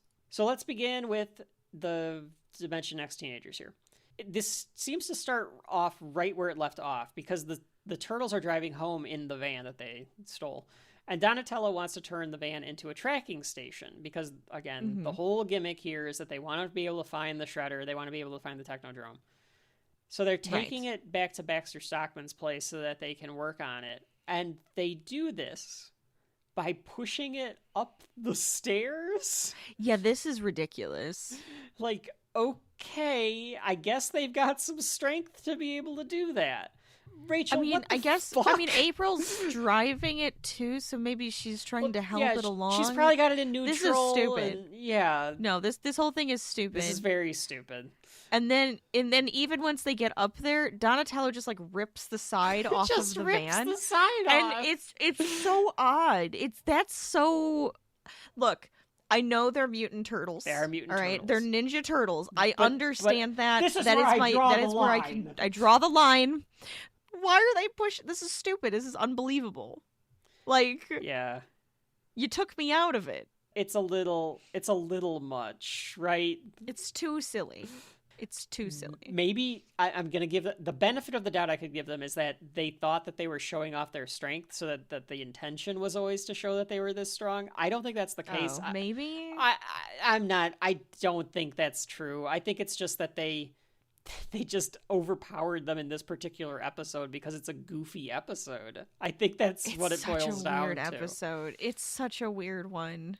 Mikey asks, what if Baxter comes back? And Raph and April say, he's in jail. But the way that they say it, it sounds like he's in jail or he's dead. Like that's the way that they kind of phrase it. Like, yeah, he's not coming back for a long time. They say it's because he tried to terrorize the city with the Mousers, but it's like, so they pinned all that on him instead of Shredder? I mean, it did have his name on it. So I think Shredder pinned it on him. So did they blame him for the apartment collapse? Yeah, I would assume. Okay. Because they know the Mousers were the ones that were terrorizing the place, so they're like, yeah, you destroyed 2 buildings. So he is going he is going to jail for the murder of 200 people or however many people lived in that apartment building. Okay. That's what they're implying here, I think, with that a long time. He's got so many counts against him on this one. Okay. I like the idea that this drives Baxter Stockman to totally break bad then. Now I have to get revenge on the turtles because they framed me for this fucking thing. Exactly. Or he's out for the Shredder. So he's like, fine, my gloves are off. I'm going to kill the Shredder. And that might be what happens. I can't remember what Baxter Stockman does in future seasons. It feels right. Because he doesn't. Spoiler alert. See him. He doesn't come back for the rest of this season. They just use all his shit. He's mentioned. Right. But I mean, it would make sense. It would make sense for him to be going after Shredder, but then I have to take out the turtles so I can go after the Shredder because they're going to try to stop me too. Type of deal. Or he just goes after the Shredder and there's collateral damage and the turtles have to stop him. Right. So Donnie goes ahead and he builds the latest toy, which you can get for $34.99 on sale now. Which is what, Rachel? Is it the Turtle-mobile? Is that what it Turtle is? van. I think it's just the Turtle van. Yeah. I'm pretty confident it's very cute. If I go to Mom and Dad's house, I can find my Turtle you have van. one. I've got the Turtle van. Yeah, you definitely had one. Mm-hmm. Yeah. Rachel, can you please explain what he does to the Turtle van here? I know he probably doesn't show it until later. He soups it up. Yeah. It looks like a turtle. It looks like one of them. It has the front face and it has the roof is the shell. Yeah. I think it even has a face on the front, doesn't it? Or am I No, I think you're right. It does kind of have an outline almost of a face, yeah. Yeah. At least it kind of looks like their face or something like that. Mm-hmm. But this is one of those situations where it's very obvious that they were oh, we need more toys. Let's make a turtle van. Yes. and then they're Donatello, he does machines, so he can do this. He can do anything. It's he's an auto mechanic and an engineer, and he just builds this van with all this weaponry and stuff Because he, like, uses anything that Baxter had there, and he just soups Well, he this didn't have thing to up. build the van. He just soups it up. You know, he adds, like, fun seating. He makes it pretty. He adds, like, all the fun little bells and whistles. You think he went to, like, the Pimp My Ride guys, and he had them just kind of pimp it out? That's pimp it up yeah. to be a Teenage Mutant Ninja Turtle van. That's what I want. We put 5 monitors on the back of this turtle van. We put a turtle shell on the roof. Now I really wish that somebody would have done It's got that. hydraulics. I really wish they that always had to have hydraulics. That's what they should. That's like the spin-off show of that should have been like, we're making fictional vehicles from pop culture, and somebody could have actually made the real life Pimp My turtle Nerd van. Ride? Yeah, exactly. Or something. Where's Nerd that? My Ride? Where's that in the pop culture? Come on. I can't remember which one of them brings this up.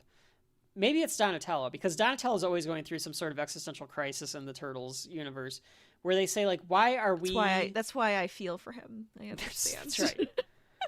Why are we trying to stop Shredder? This is a human problem. Like, yes. we should... The rest of them talk about how the Turtles are outcasts of society. They're like, we have to stand alone against the forces of evil. Like, we're not qualified to do anything else. It's the only job we're qualified for. Yeah, I think that's what Mikey says. But why do we have to do it? It's the humans' problem. He seems to have it in for you guys, too. Or had you forgotten?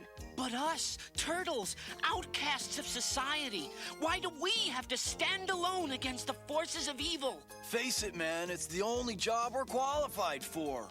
Oh, yeah, you're right.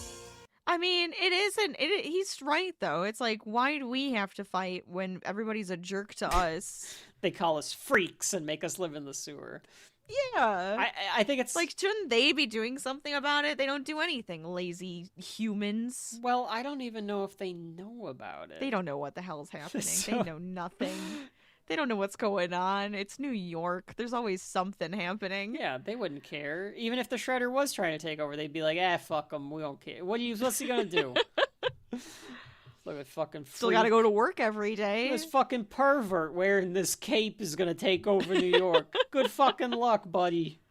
Oh, what's this? You got a fucking rhino? Yeah, good luck. Hey, go back to the zoo, you fucking freak. Rhinos. Yeah, we got another rhino over here. We've had rhinos since the fucking 60s trying to take over the goddamn town. What the fuck do you think you're gonna do about it? Yeah. It sounds about It's an right. illusion of Spider-Man. That's fair. Yeah. I like it. Down in the Technodrome, Krang is giving Shredder the business. Because once again, he's like, I'm not gonna give you any more fucking tech until you give me a body. We've been over this for 3 episodes now. I want a body. And Shredder has some new marks on his mask. Did you notice this? It's just this scene. It might just be this episode. But there's like shadows or something that's like giving his mask a different look in this episode. Don't know why. Because it's not like the director is different. It's the same director as the last episode. So maybe they were just experimenting with the look or something like that. That's possible. Maybe he just had like some extra pieces on the mask part, or he had a different mask to put on, Sometimes you gotta change it up. Oh, yeah. I thought the brain also looked extra bulbous in this episode, so... What a sentence. The brain looked extra bulbous in this one. I don't know if you put that on a t-shirt, if people just want to quote that. Extra bulbous brain. If any of you are like, watch Rachel do her like her streaming channel or whatever, if you can just flare up and just go in there and just be like, the brain looked extra bulbous today. Please do. I won't stop laughing. Oh, maybe it's the lighting. Something about it all looks weird. I don't know. I mean, there is like extra shadow and lighting in this scene for some reason. I don't know what's going on. They're just trying they do something. Have it. Yeah. They're playing around with some lighting. Hey, you got to, man. Someone has a headache maybe, and that's why they had to like, change the dimmer switch you gotta inside try of to be artistic. That's all. Yeah. Bebop and Rocksteady want another shot, and Krang thinks it's all just a waste of time because he's like, why are we bothering with these stupid reptiles? I have rock monsters that need to come through the portal, is what we end up learning. Rock monsters and brains. Mm-hmm. That's all that Dimension Okay. X is. Rock monsters and All brains. right. Whatever. Shredder gets an idea about Dimension X, so he's like, oh, yes, Dimension X. I could get more soldiers that way. So he goes rogue on Krang. I don't know what the fuck Shredder was thinking, because he knows that Krang is like supreme overlord of Dimension X. And he's like, oh, I'll get these monsters from Dimension X, and they'll help me kill the turtles. I guess because he has Crane. So he's like, well, Crane says so. So Yeah, you should, like I guess you if should do what I say. Krang is on my side, then yeah, they'll Yeah. do it. It's the only thing I can think of. The episode's primary function is to give us a little bit of, other than to sell the turtle van, is to give us a little bit of an idea of what Dimension X is all about. So we learn it's a place where total war is going on, and Kang and Kodos are my cousins. Hello. Hello. Krang was banished from Dimension X to our universe. So that must mean that he was like trying to be like some sort of like supreme leader, and then he's a very Hitler type, I guess. Yeah, that's probably potentially what it is. But, you know, instead of destroying him, they're like, we're just going to send you to another dimension and you can be their problem. Like a Napoleon, you know, you give him his own island and you just tell him like, you just chill here and you hang out here, yeah, leave everybody else alone. exactly. But you took him to another dimension of actual people. I mean, I guess because he's just a brain. Maybe he wasn't just a brain in his dimension. Well, he had a body, clearly. Yeah, But, well, that's my but point. Like, I so think his they'll like take away his body, shove him into dimensions, then he'll shrivel up and let him fucking rot. die. Yeah. Yeah. He clearly is a brain, though, because when his generals come through the portal, so he brings the generals through the portal, and these guys come through eventually, and they like kneel before Krang, so they know what he looks like. Yeah. In fact, they say like, General Krang, where is your body? So like, he must just have another robot body in Dimension X. It must be like a Dalek guess. situation where they're just in some sort of contraption. I suppose that would make sense if they didn't have. It's just that this other dimension is very odd, all right? There's brains, rock people, and then humanoid characters. Now it sounds like that SNL bit where they talk about the clubs. This club has everything. 1950s teenagers, rock people, brains. Everything looks like it's floating in some sort of red dye. That's right. Let's see, where was I? So Shredder wants all the weaponry from Dimension X, and Krang is against this. I do like that Shredder becomes more and more unhinged as the season develops. Like, he actually does have a little bit of character development in the fact that, like, he starts out and is just like, I'm trying to take over the world, and I think I can do this by using this brain. But as the episodes progress, he doesn't really talk about that at all. He just wants to kill Hamato Yoshi. That is it. He squirreled, and he is now focused heavily on Splinter, and that is it. That is all he can think about. He's like, nope, world domination, it has to be on the back burner. Splinter first. I like the use of squirreled as a verb, Rachel. I use it all the time. Oh, okay. When you squirrel, you know, all of a sudden you're like, squirrel. And then you're like over there and you're staring at this other thing, and your brain just goes like, oh wait, I had other stuff that I was supposed to be doing, but that's way more interesting. I got it. I mean, it's very dog-like behavior. When a dog walks into a room and Exactly. forgets why he walked into the room, he's just like, and sees a toy on the ground and goes, ooh. don't remember why I came in here. I'll just lay down. Leo and the rest of the turtles are all admiring Don's handiwork with the van, but Leo wants a higher roof so he can practice his sword play, which is very dangerous, Leonardo. Yes, seriously. You'd be driving around and then you'd be practicing sword play? That does not sound like a good winning combination. No, absolutely not. I assume that this was on sale at Toys R Us the following Oh, it's fall. got to be a Toys R Us kids thing. Absolutely. I have no idea where I got mine. I don't want to grow It had to up. be Toys R Us. I'm a Toys R Us kid. Oh, I bet you got yours from Toys R Us. We used to get stuff from Toys R Us all the time. Toys R Us was great. It was a great little store. It was great. Come back. Come back, Toys R Us. You're in the rest of the world. You can come back. I think people would like you.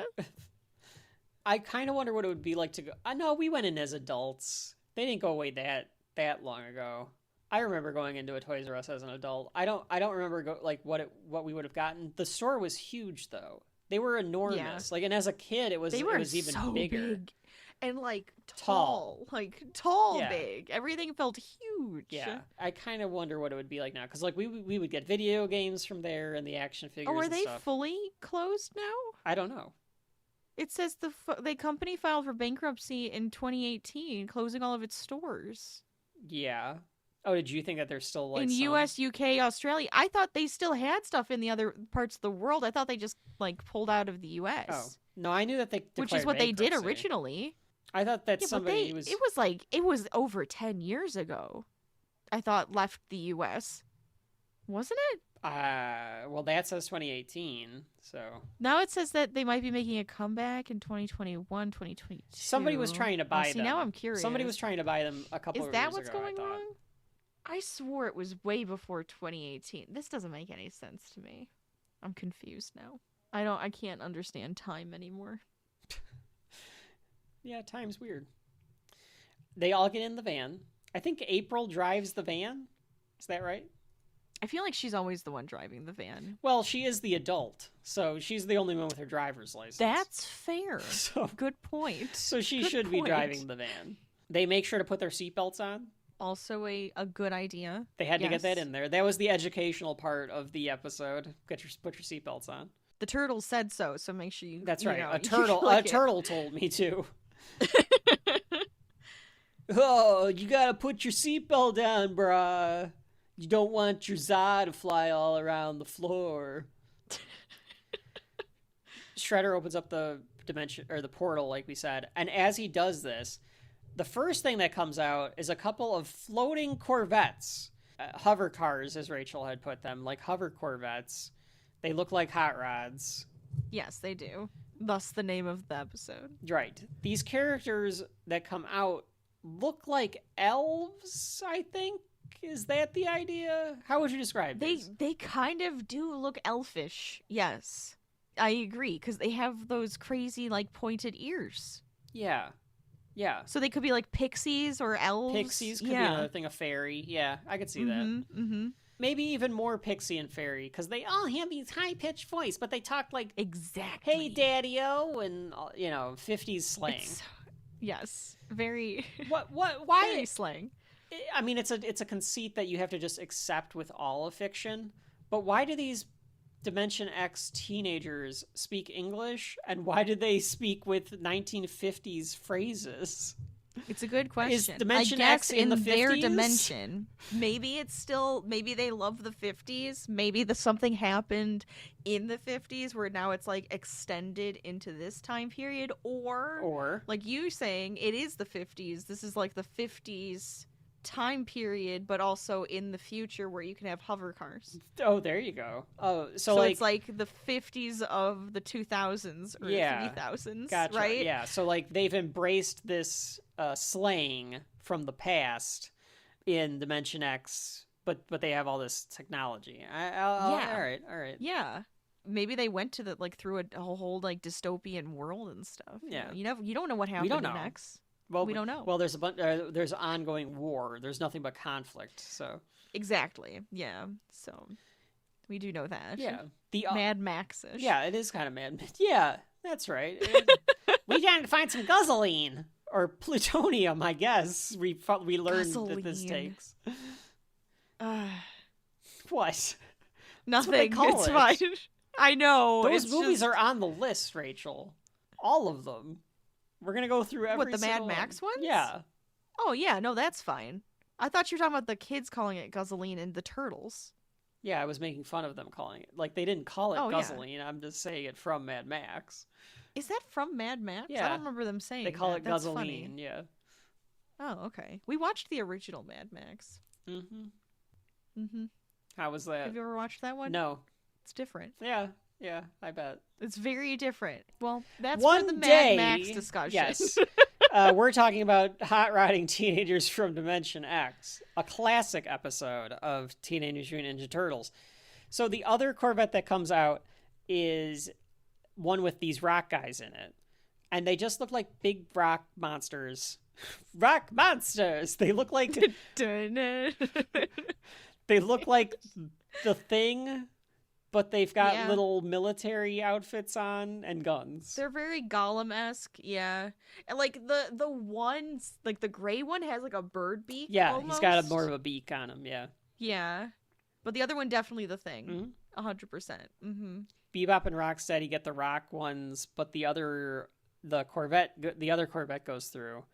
All of the villains are fighting in the Technodrome while the teenagers are able to get out. The Turtles think that the Technodrome is under the Twin Towers, so we get a Twin Towers cameo here on the Turtles. That's true. I didn't even think about that. Yeah. The Shredder calls them all to shut up. No, wait, let me say that again. Come here and shut up. Shredder tells all the henchmen to shut up and asks them if they are Krang's warriors. And they're like, yeah, we are Krang's warriors, but we got to go catch those kids first. And they start running out of the Technodrome. The Turtles go into the sewer with the turtle van somehow. I don't know how they're going to... I don't understand how any of this physically makes any sense. But as they're doing this, the flying Corvette comes by, and they're like, oh, this has to be another Shredder plot, because something came out of the ground. It doesn't make any sense, and it's like super technologically advanced, so this has to be the Shredder. We have to go after it. Fair. So they turn around and they start going after the I don't feel Corvette. like they have any other super villain-esque bad guys. Yeah, right there's now. no other He's the only villain. one. He's the only one. So no matter what happens, if it's a little bit more than, a robbing a bank, they're like Shredder. Shredder did it.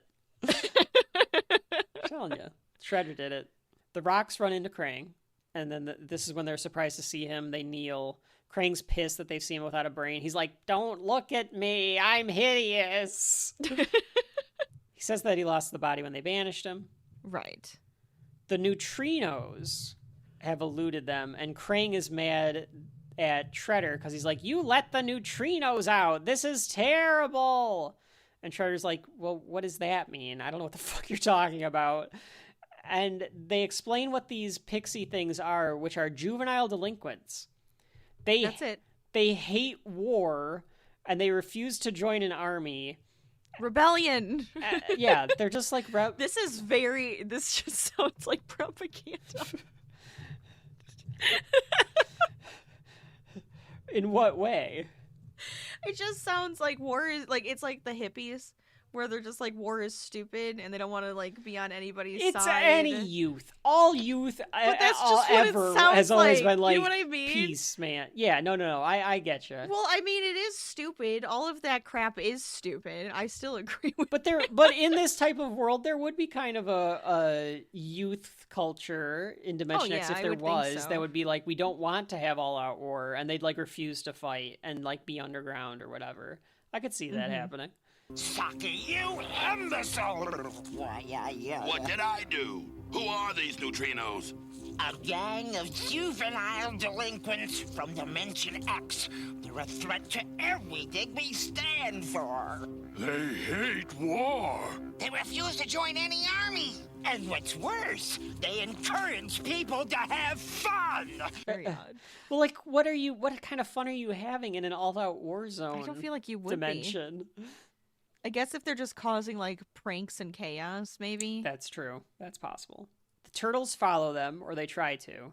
And at this point, I can already tell I'm going to hate these characters. Oh my god, they're the worst. They are the worst. I hate these neutrinos. I agree. I hate them so much. They do fly around like pixies, though, so I'm going to stick with my pixies. I think pixies is probably pesky the best. Piskies. Yeah, pesky pixies. Pesky there we go. Pixies. The rock guys go out to get them. And the Turtles use what they call a turtle launcher to launch themselves. I don't know how Donnie did this. I don't know. Rachel's rubbing her forehead, folks. You can't see it. She's rubbing her forehead in what I can only assume is frustration. They use the turtle launcher to get into the cars to stop the neutrinos, and a ridiculous fight ensues. Right. The highlight of which, and I do like this part, is when Donatello is on the side of the car and they scrape Donatello against the side of a building. Yes. And he goes, Hey, watch it! You're ruining my finish! because he waxes his shell with turtle wax. As they should. You gotta keep it nice. You gotta keep your shell nice. Rachel, I recently learned about the oldest living turtle in the world. He's 192 years old. Oh my god, that's amazing. He's blind and he's lost his sense of smell. But I love him. He still has sex with all the rest of the turtles. Of course he does. In his area. He's still apparently very social, so. That's amazing. I betcha he waxes his shell. I mean, they probably do take care of that shell. Oh yeah. At least the keepers will help his shell stay nice. Absolutely. They overtake these dumb pixies. Mikey shines Donnie's shell. Did you notice this or see this? Yes. I liked that. Because there's like a scrape, there's like a scratch on it, and so he has like the turtle wax. Got the turtle and he's wax. like rubbing it on Yeah. there. Yeah, it's great. He's like, hold on, let me fix it. That was okay. I like that. All right. Yeah, it's I like it's that silly too. and stupid, but it's turtles. It's like a good little gag. Right. They don't know what the shredder is because they're like, what have you been doing? Have you been helping the shredder? And they're like, hey, Daddy-o, we don't know what the shredder is. And they realize this guy with a metal mask, yeah, this like, guy with a metal mask, man, and they're like, yeah, that's Shredder. yeah, that's.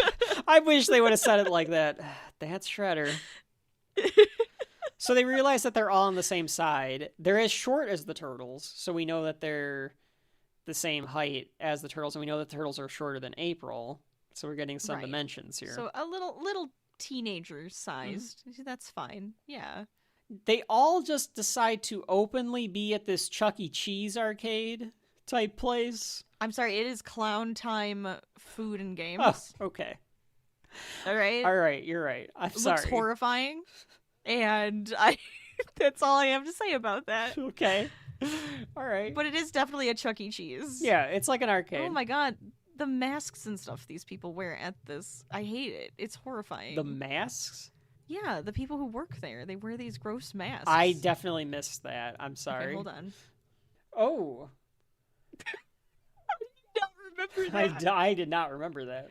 It's very scary. I don't like it. And I didn't realize that it was a mask either. Yeah, I'm pretty It is a mask. It is. I hope sure so. it has to be a mask because the other guy has different makeup on, but then this one's like the teeth move and stuff, but it looks like if you had to wear like prosthetics. Yeah, that's pretty disturbing. It's horrifying. Horrified. But yeah, they're playing with the arcade now and just hanging out. I did not notice that they were creepy clowns. I just noticed that it was like your turtles. You are mutated turtles. You are some sort of pixie creature. Yep. And you're out in... Definitely a creature. They have those ears. They have to be some weird creature too. And they're out in the open, just in this place, this arcade. Well, maybe they thought this place was like the place to go because now they just look like they're in costumes. Okay. And hanging out. Okay. For like a party. I don't know. I'm just making shit up at this point. I mean, I'm trying to help them. That's as good a reason as any. Like, I at least assumed that these turtles could have put on their trench coats, some sort of disguise. Yes. You know, like you have in the past, but no. They didn't bother. They're just walking They're like, around. Not for this episode. They're doing that. April is trying to get some more information because April is with them because I don't think she ever left. I think that she was with them because this kind of picked up right when it left off. So they were like with the van and everything. Right. I don't know where Splinter went. Is he hanging out at Baxter Stockman's or April's apartment? I don't know where He's he gone. went. Yeah, maybe. He could be. And then she just was driving the van, so she was just trying to catch up with them once they got yeeted out of it. Mm-hmm. Yeah, I guess you're right. The neutrinos. Talk about how Dimension X sucks. And grown-ups won't let them have fun because gets in the way of war, man. Relatable. Yeah, I suppose, yeah. I mean, I'll never be the grown-up in the room, so I'm always having to deal with their bullshit. April is worried what else could have come through, but before she finishes that thought, some rockets blast the wall. So now they've killed these poor clown arcade people that are just trying to make a living. That's right. They're just doing their job, and then they get shot by a rock monster. By a rock monster, nonetheless. The rock guys come to get the neutrinos. They escape onto the hot rods, and the turtles are like, "Are there weapons on these things?" And they're like, "Yeah, there are. It's required by law." I like that little line because it's like in a dimension where there's nothing but war. Of course, like everything has to have weapons on it. You need to have like an ability to fight back. The turtles get shot at and get in the truck, and we get a battle between all these toys with the turtle van and the flying Corvette and the truck monster thing. And April is driving the turtle van away from trying to get shot at and everything like that. And we see all the features of the turtle van, which you can buy on sale now. Yeah, look at all these fun little accessories and. Don't you want a neutrino action figure? No. Yeah, the side coming out with the chair, I do remember that being like a big feature. Yes, it does actually do that. They get away and Leo says that he wants to consult with Splinter before they go any farther. I like Leo's always, I guess, the level-headed one who's like, can we talk to Splinter before we do anything? Like, he's always like, let's not do anything rash. Let's talk to Splinter first and see if he has any advice. I don't know. If I was Splinter, I'd be like, Leo, what the fuck do you want me to say, man? Like, you gotta... I don't know. Look, I'm a rat. I trained you guys so I didn't have to leave the sewer. You gotta fight your own battles, you know? The cops approach the rock guys with tanks and stuff. They've hit GTA level 4 or 5. They've got at least 4 stars. Oh, 100%. Absolutely. The helicopters are going to be coming in soon. And they decide to use a weather satellite they need to get away from the cops. So like they, shoot at the cops or whatever, because the guns don't mean anything to these rock monsters. And then they say like, well, we're going to need to like get back to Lord Krang. So they use a weather satellite, which makes weather. Yeah, this is interesting. Go on. So they set it. They set it to total. I mean, Rachel. Folks at home, the Ninja Turtles they're just explaining to you one of the many things that the elites do not want you to know. That there are in fact weather machines. We knew this. We knew this back in 1987. We live in a dome. We knew this back in 1987. The Turtles are trying to tell you the truth. Okay, folks at home. So they take their sweet time with this thing though, because they set it to total chaos, and they're like, in 2 hours. It's going to cause some serious shit. Maybe it needs to warm up. Maybe it needs to warm up and actually, like, naturally grow. Maybe. It's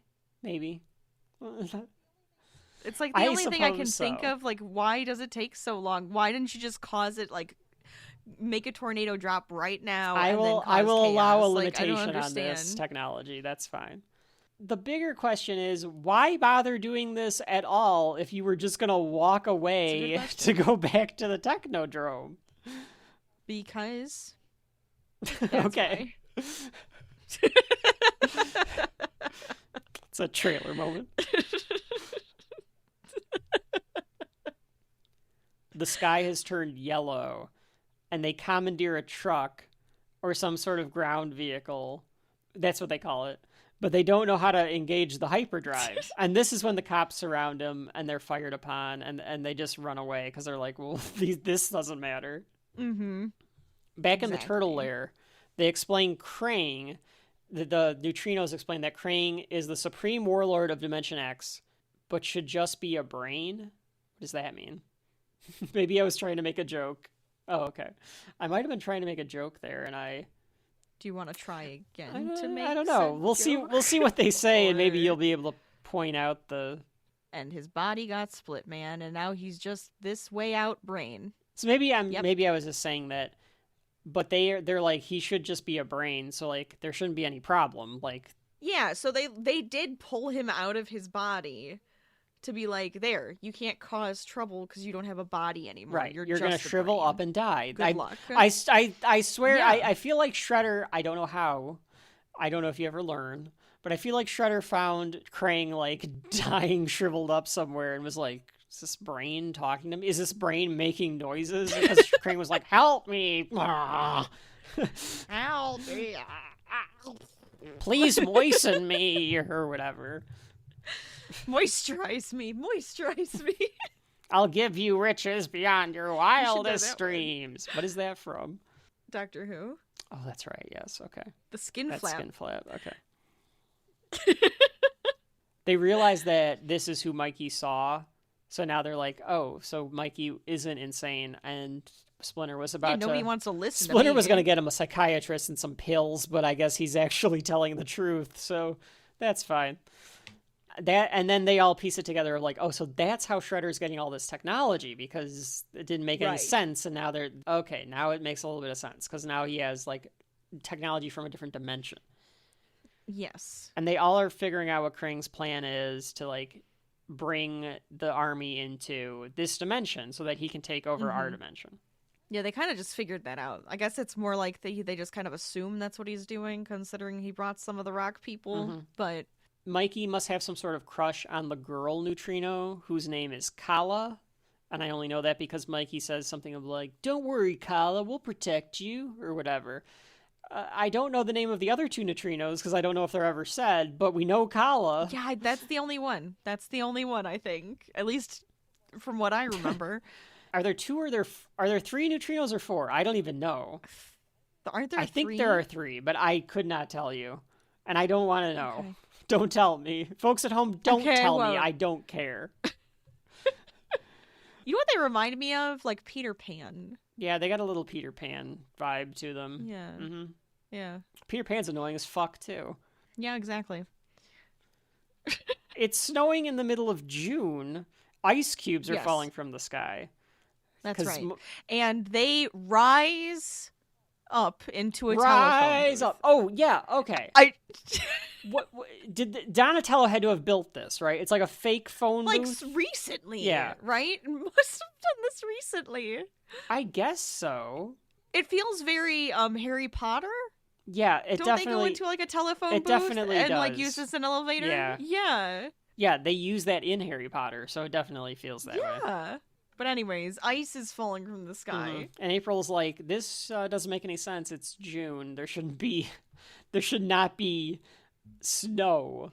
So we learn it's June, even though this is all a very December set of season because it all came off in December. Mm-hmm.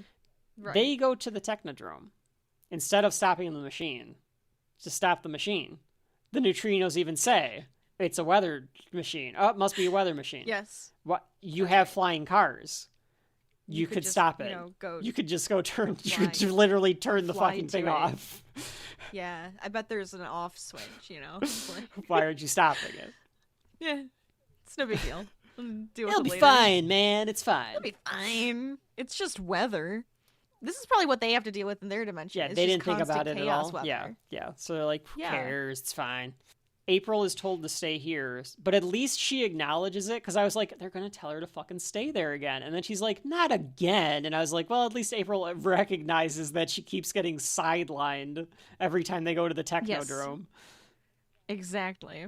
So we get some more battles. Leo is fighting off the foot as Donnie tries to take control of something, because most of these episodes I've noticed is Donatello trying to take control of some sort of machinery. They talked about the dimension, like pushing them back into the dimension. So I think he's just trying to turn the portal back on to shove them back into their own dimension. Yeah, that's right. He's trying to turn the portal back on. Yes. Bebop. That's somewhat explained. Yeah, no, you're right. Bebop and Rocksteady try to fight Leonardo, but Donatello drops them through the floor. So he takes care of them really quickly. And then Michelangelo and Raph can't get to Krang. There's a force field. They find the room that Krang is in. And then Krang has some sort of force field up with him and Shredder. So they can't get to Krang, and then they have to retreat out of there. So then they go find Leonardo and Donatello. And then they all take on the foot. So, and it's another fight. They're all taking on the foot, including the neutrinos, as Donnie opens the portal. some decent swinging of their weapons in this. Most of the animation on the fights has been like okay, but I thought that this one was an all right little fight between them. I think so. They actually have their weapons going. Yeah. They use some lubricant that happens to be there. It's a giant tub, like a barrel of lubricant. It's like, I was like, why is this in this particular room? I don't know. Like, this is like some sort of like observation room or something. I can't quite tell. But why is it here? It just seemed odd. Maybe they needed it for something and then nobody put it away. You know? I could see that. They brought it out, then they didn't put it away. I really thought Michelangelo, because he started rolling towards the portal and he like hit it like it was a wall. I thought he was going to go into the portal and like Don was going to have to pull him out.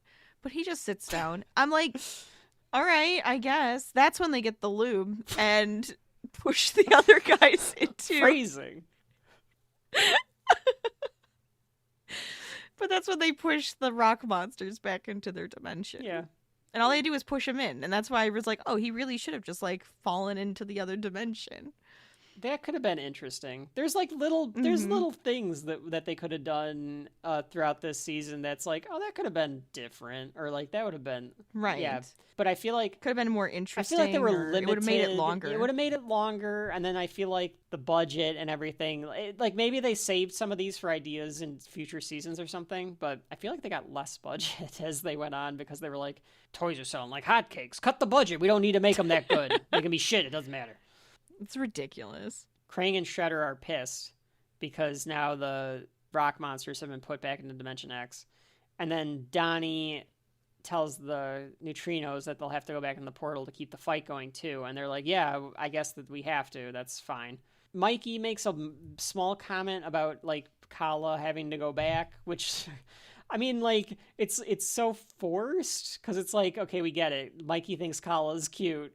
But are we... That's gotta be all it is. Are we ever going to see these characters again? These beloved neutrino characters who I've never heard of in my 30-some-odd years of living. I've never heard of the neutrinos. Folks at home, let me know if they come back. I guess just because they had friends. I don't know. Yeah, I don't know. It's clearly was an attempt to make some humanoid action figures or something, probably. Right. They accept, and the turtles tell Shredder that it's time to fight. So the neutrinos go back into the portal and the turtles are like, okay, here we go. It's time to fight. But then they forgot about the weather maker. So Shredder vanishes as he does. And they're like, shit, we got to go stop the weather machine. You know, right. Save the rest of the city. So they take the neutrinos flying car to the weather machine and there's tornadoes and shit's going on and the mass hysteria of everything is going crazy. You know, it probably would have been easier when they went through like the ice storm. I'm just gonna. That probably would have been easier. You know. The tornado is gonna be a little bit more difficult. A flying car in the snow probably would have been okay. That's all I'm saying. Yeah.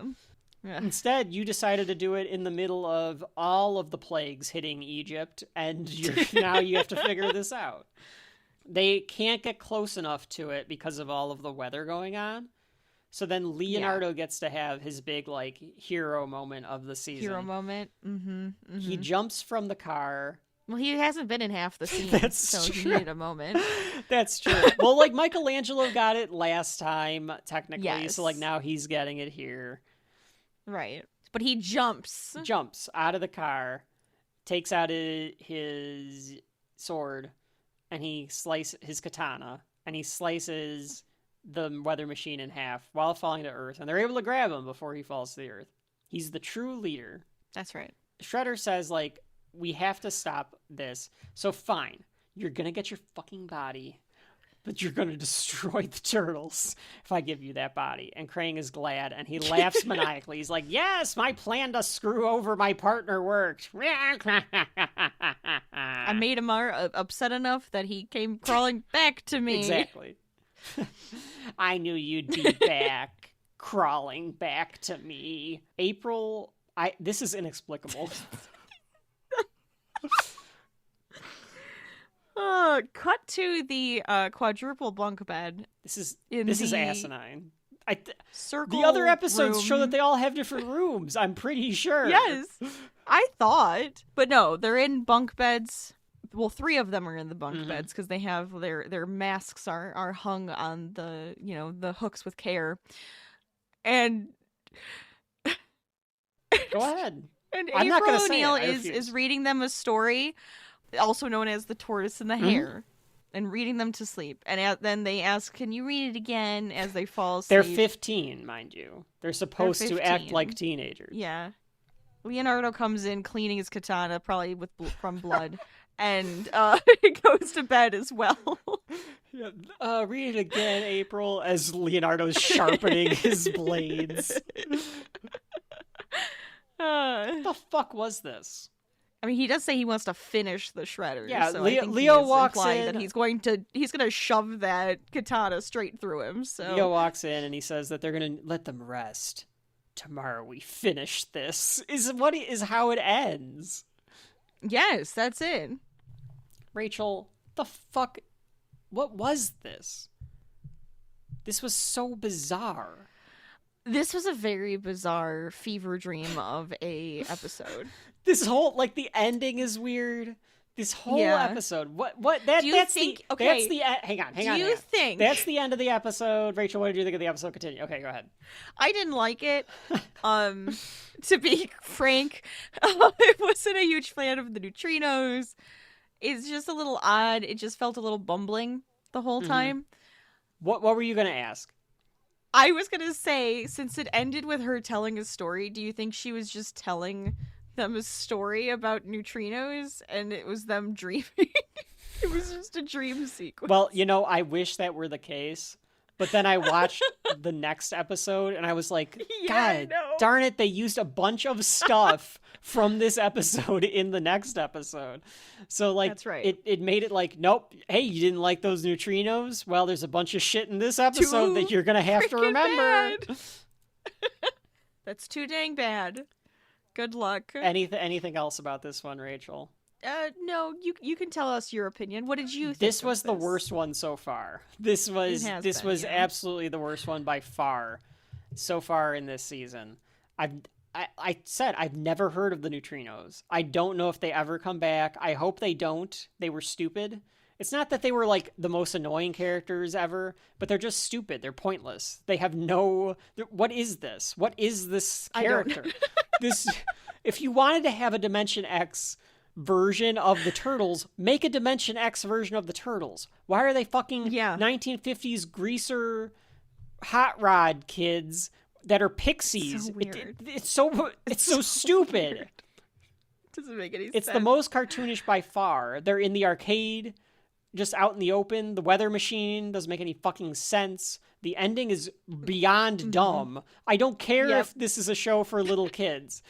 Why is April reading them a bedtime story? It's so fucking dumb. And Leo then walks in what are we... It's almost like Leo walked in and was like, what the fuck are we doing? What are you guys going on? What do you mean? And then it also shows this pattern of every episode, not every episode, but the last couple, it's okay, time to go to bed. We'll pick up where we left tomorrow, up tomorrow. Yes. That's weird they keep too. It just picks up immediately after each one. Yeah. So not to give away the rankings, we have to get through Splintered and Shreddered. We can give this one away. This is on the bottom. This is the bottom. This is the bottom. Bottom of the barrel. Folks at home, here. you've hit the bottom.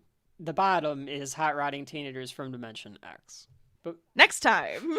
But when we come back after a short break, a word from our sponsor, our fake sponsor, we will get into the last episode of Season 1 of Teenage Mutant Ninja Turtles, which is called Splintered and Shreddered. When we come back at Saturday Morning Shelf Life. Shelf Life, Saturday morning, Shelf Life.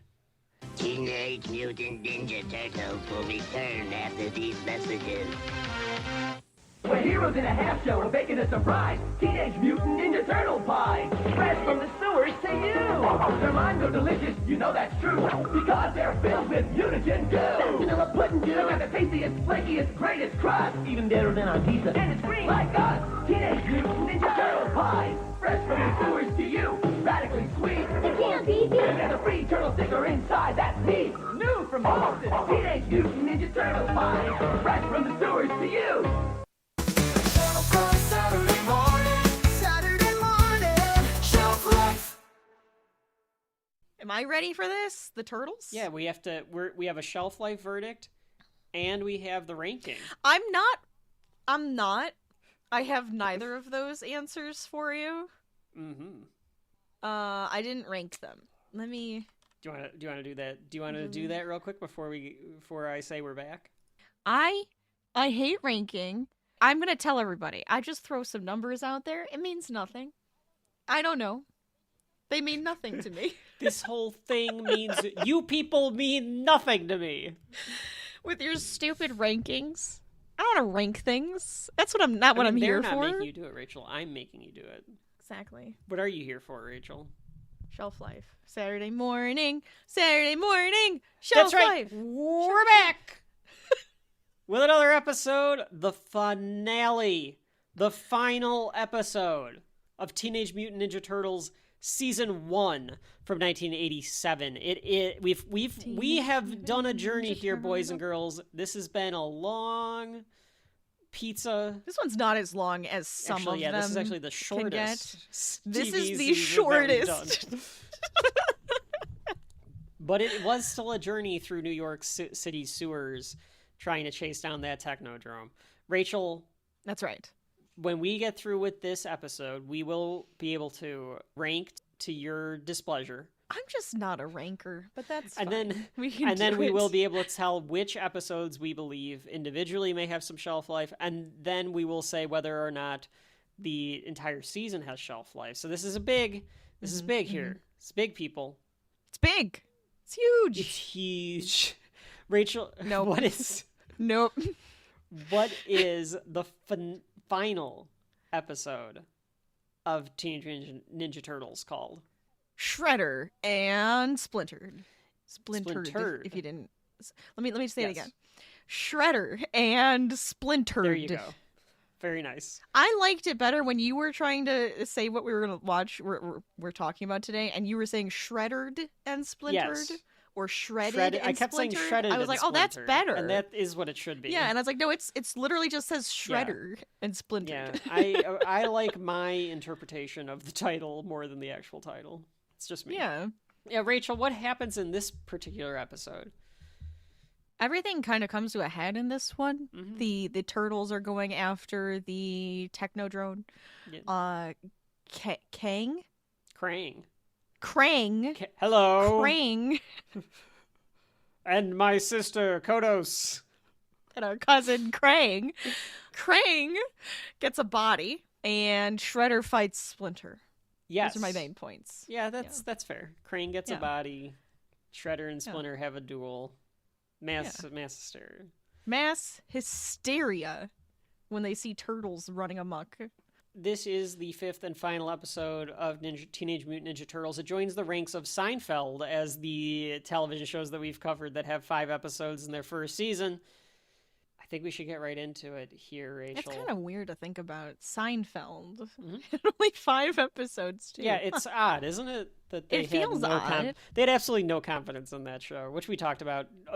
Folks, check the back catalog. Volume 1 of Shelf Life. Was that Volume 1? Yes, it is. Oh. Yeah, we did that a long time ago. Go check it out. You guys might have already listened to it. I don't know. It's possible. So the episode begins with a news report with people saying that they saw... Because if you remember what happened in the previous episode, of course, there's this chaos and everything going on from the Dimension X army trying to take over. So now there's news reports about what could have possibly happened, and they're talking about how the people saw what they think are turtles, or they saw some sort of like menace. So they think that the turtles caused the chaos. They think that they had something to do with all of the tornadoes and the weird weather and everything. They think that they're those things because you see the correlation because you're like, oh, we saw a turtle. We see things happening. Yes. There was a turtle sighting. Something else has happened. Yes. They think that they're like aliens or something like that. I would too. Wouldn't you? Yes. We talked green, about this. Bald little people with only a few fingers. Yeah, walking around. My first reaction they is, got Spock hands. Mutant turtles. My first reaction is alien. Aliens. Aliens who have shells. That's fine. It's an alien. Yeah, it's an alien. It can have whatever it wants. Exactly. Leo wants to put the shredder away. Oh, he wants to put the shredder away. And I wrote, and Shredder agrees. I must have meant, and Splinter agrees. I like the idea that Shredder is just like, yeah, I should be put away. You're right. You can arrest me. I guess I've done some bad stuff. I'm done. Which we know that Leo wants to do that because in the previous episode at the end, he was sharpening his katana. So yes, we know that I'm telling you, ready. I think he wanted to murder Shredder. I don't think he wants to put him away. Let's put him in a coffin. That takes care of it, Rachel. You don't have to does. worry about the Shredder no more now, do you? Because he's dead. How great would this episode have been if it's like all kiddish for the first 4 episodes and 20 minutes, and then Leo just stabs the Shredder through the chest? It would be amazing. And he just goes, now it's over.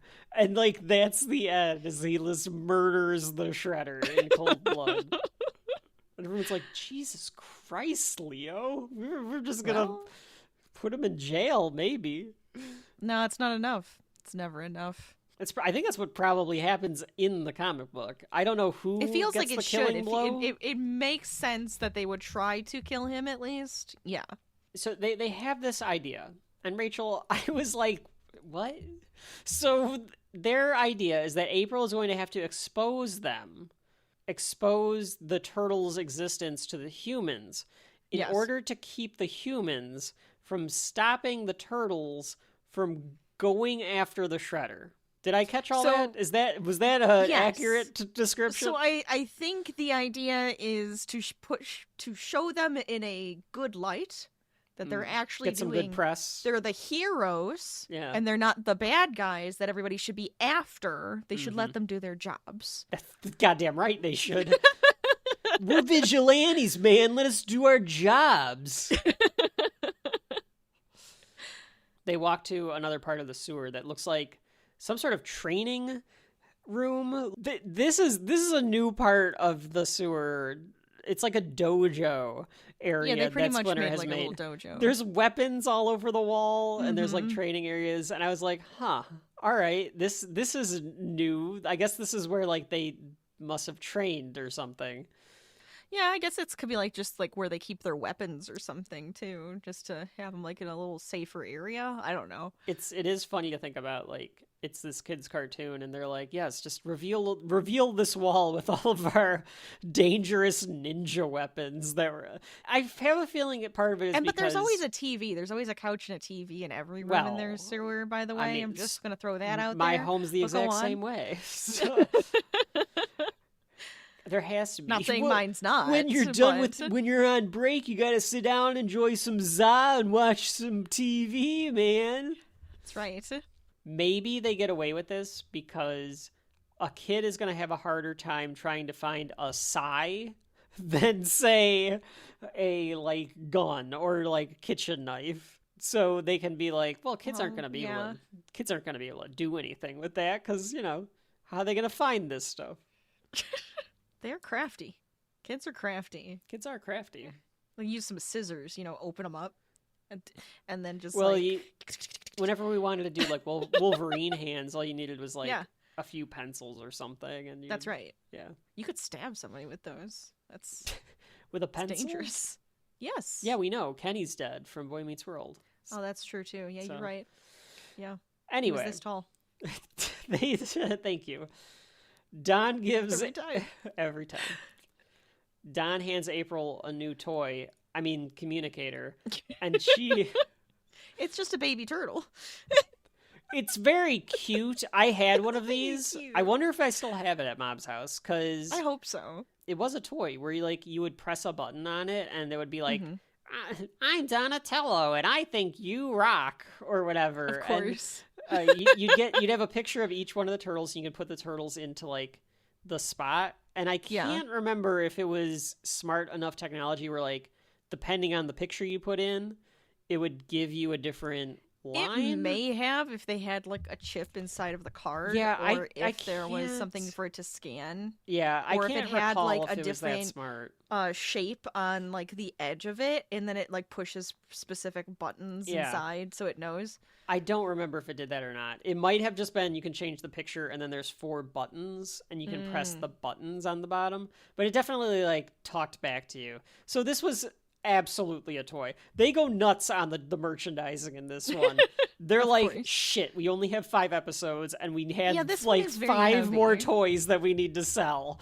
We need to get them all in this episode as quickly as humanly possible. The communicator, just hand it to her. She needs a communicator to talk to them if she needs them. So she hands them the communicator. She says she's going to take the van as well, because that way she'll prove that they are ingenuitive with making this van. They can communicate, because Donatello invented the cell phone walkie-talkie 20 years before it was a thing. Like, it's just a Motorola, what was that one called? Or no, Nokia. Nokia was the one where you like press the button and The Nokia flip phone, or the Nokia one that had like the walkie-talkie. it was just a walkie-talkie where you press the button and you'd be like dee and somebody would say a line and then it would go dee and it was the like, one that goes like that song. Not Isn't even that the one that. that doesn't it have the? I thought it was the same one. oh maybe Because it made that sound, and then it also did that bloop bloop, and then it was like so loud, and I'm like, Yeah. who actually uses this in public, and why? people that are obnoxious because they want That's true. people to know that they're like important. It's like the people That's that used to also wear true. the Bluetooths all over And then be like yelling the whole time Yeah. they were talking. Yeah. It's the same idea. I can remember like being in places and you just hear doo-doo, and somebody be like and then they'd be like doo-doo. Yeah, I'm coming. I'll be there in 5 minutes. Like that would So be the entire weird. conversation. That's what this turtle communicator is. Rachel, do you prefer the turtle Okay. com or the Power Rangers bracelet communicator?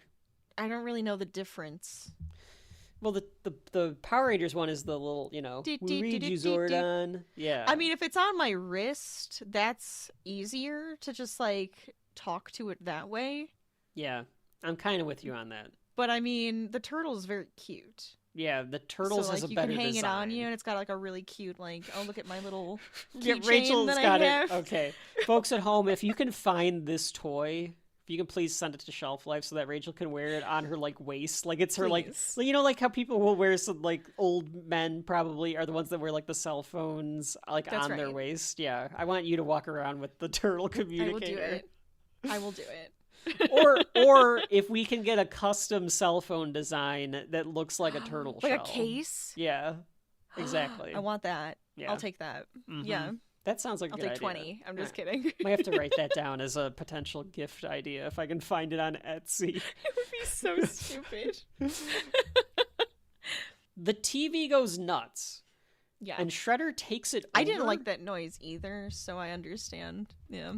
That noise was absolutely nuts. Because it's like Yes. this, it's like a dog whistle or something like Oh, that. it's like a high-pitched, awful sound. It's like, wee! And like they all kind of freak out, and then they realize that Shredder has taken over the television, which I don't think would have been completely impossible with an antenna in 1987, but he's got Dimension X technology, Yeah, that makes sense. And Shredder tells them that he has a retro mutagen ray that He has a gun. undoes. Look at what's in my hand. It is a gun. I'm sorry, go on. That would have been even funnier. Look what I have, an AK-47. I'm gonna mow you bastards down in the... But no, he says it's an anti-mutagen ray, and it will undo mutations. It's the only thing that will be able to save or change Splinter back into a human.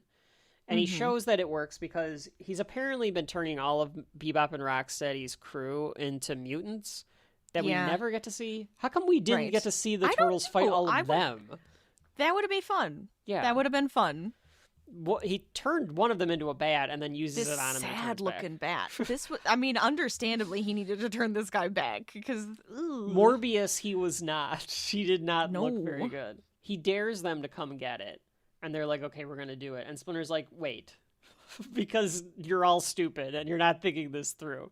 He's clearly baiting you into this Oh, absolutely. because he's just like gonna use the gun on the turtles and turn the turtles back into regular turtles, as they Just say. turtles. And, and they're like, we can't go back to regular turtles. We have, autonomy now. As mutant turtles. We understand how to live and laugh and love. Pizza. Mostly pizza. Mostly for all pizza. three. Sure. But Splinter's like, if I go, I can get the gun, and then we can use it on me or whatever we want to do. Mm-hmm. So they have this plan where Splinter's going to go in and he's going to try to get it from the Technodrome himself. Shredder comically uses a microphone with a cord after using all of this technology for the entire season. All he has is a cord microphone to talk to Bebop and Rocksteady, who are like in another room. Like, why is he not like using some sort of like video conference call? He's like literally picks up like a wedding singer microphone. It's like he's gonna go karaoke. Yes. Bebop and Rocksteady, come in here. They're about to play Come Sail Away again. I need you. Come sail away. Come sail away. Come sail away with me. I just can't do it. I wanna sing I'm a Barbie girl next. I need one of you to do the man's part. You guys always do Barbie's part. I'm gonna do Barbie's part this time. It's my turn. Krang, you can sing like a virgin next. It'll be hilarious. Karaoke night in the Technodrome? Now that's something I want to see. I love that. I know morale's been down for a little while. We've been beaten by the turtles 4 consecutive times, so I'm having karaoke night. I stole and installed a karaoke machine. I put some lights up and everything. Why are we wasting time with karaoke? And then he finds him a song that he likes. I'm trying to think something with. Oh yeah, I've got the talking heads.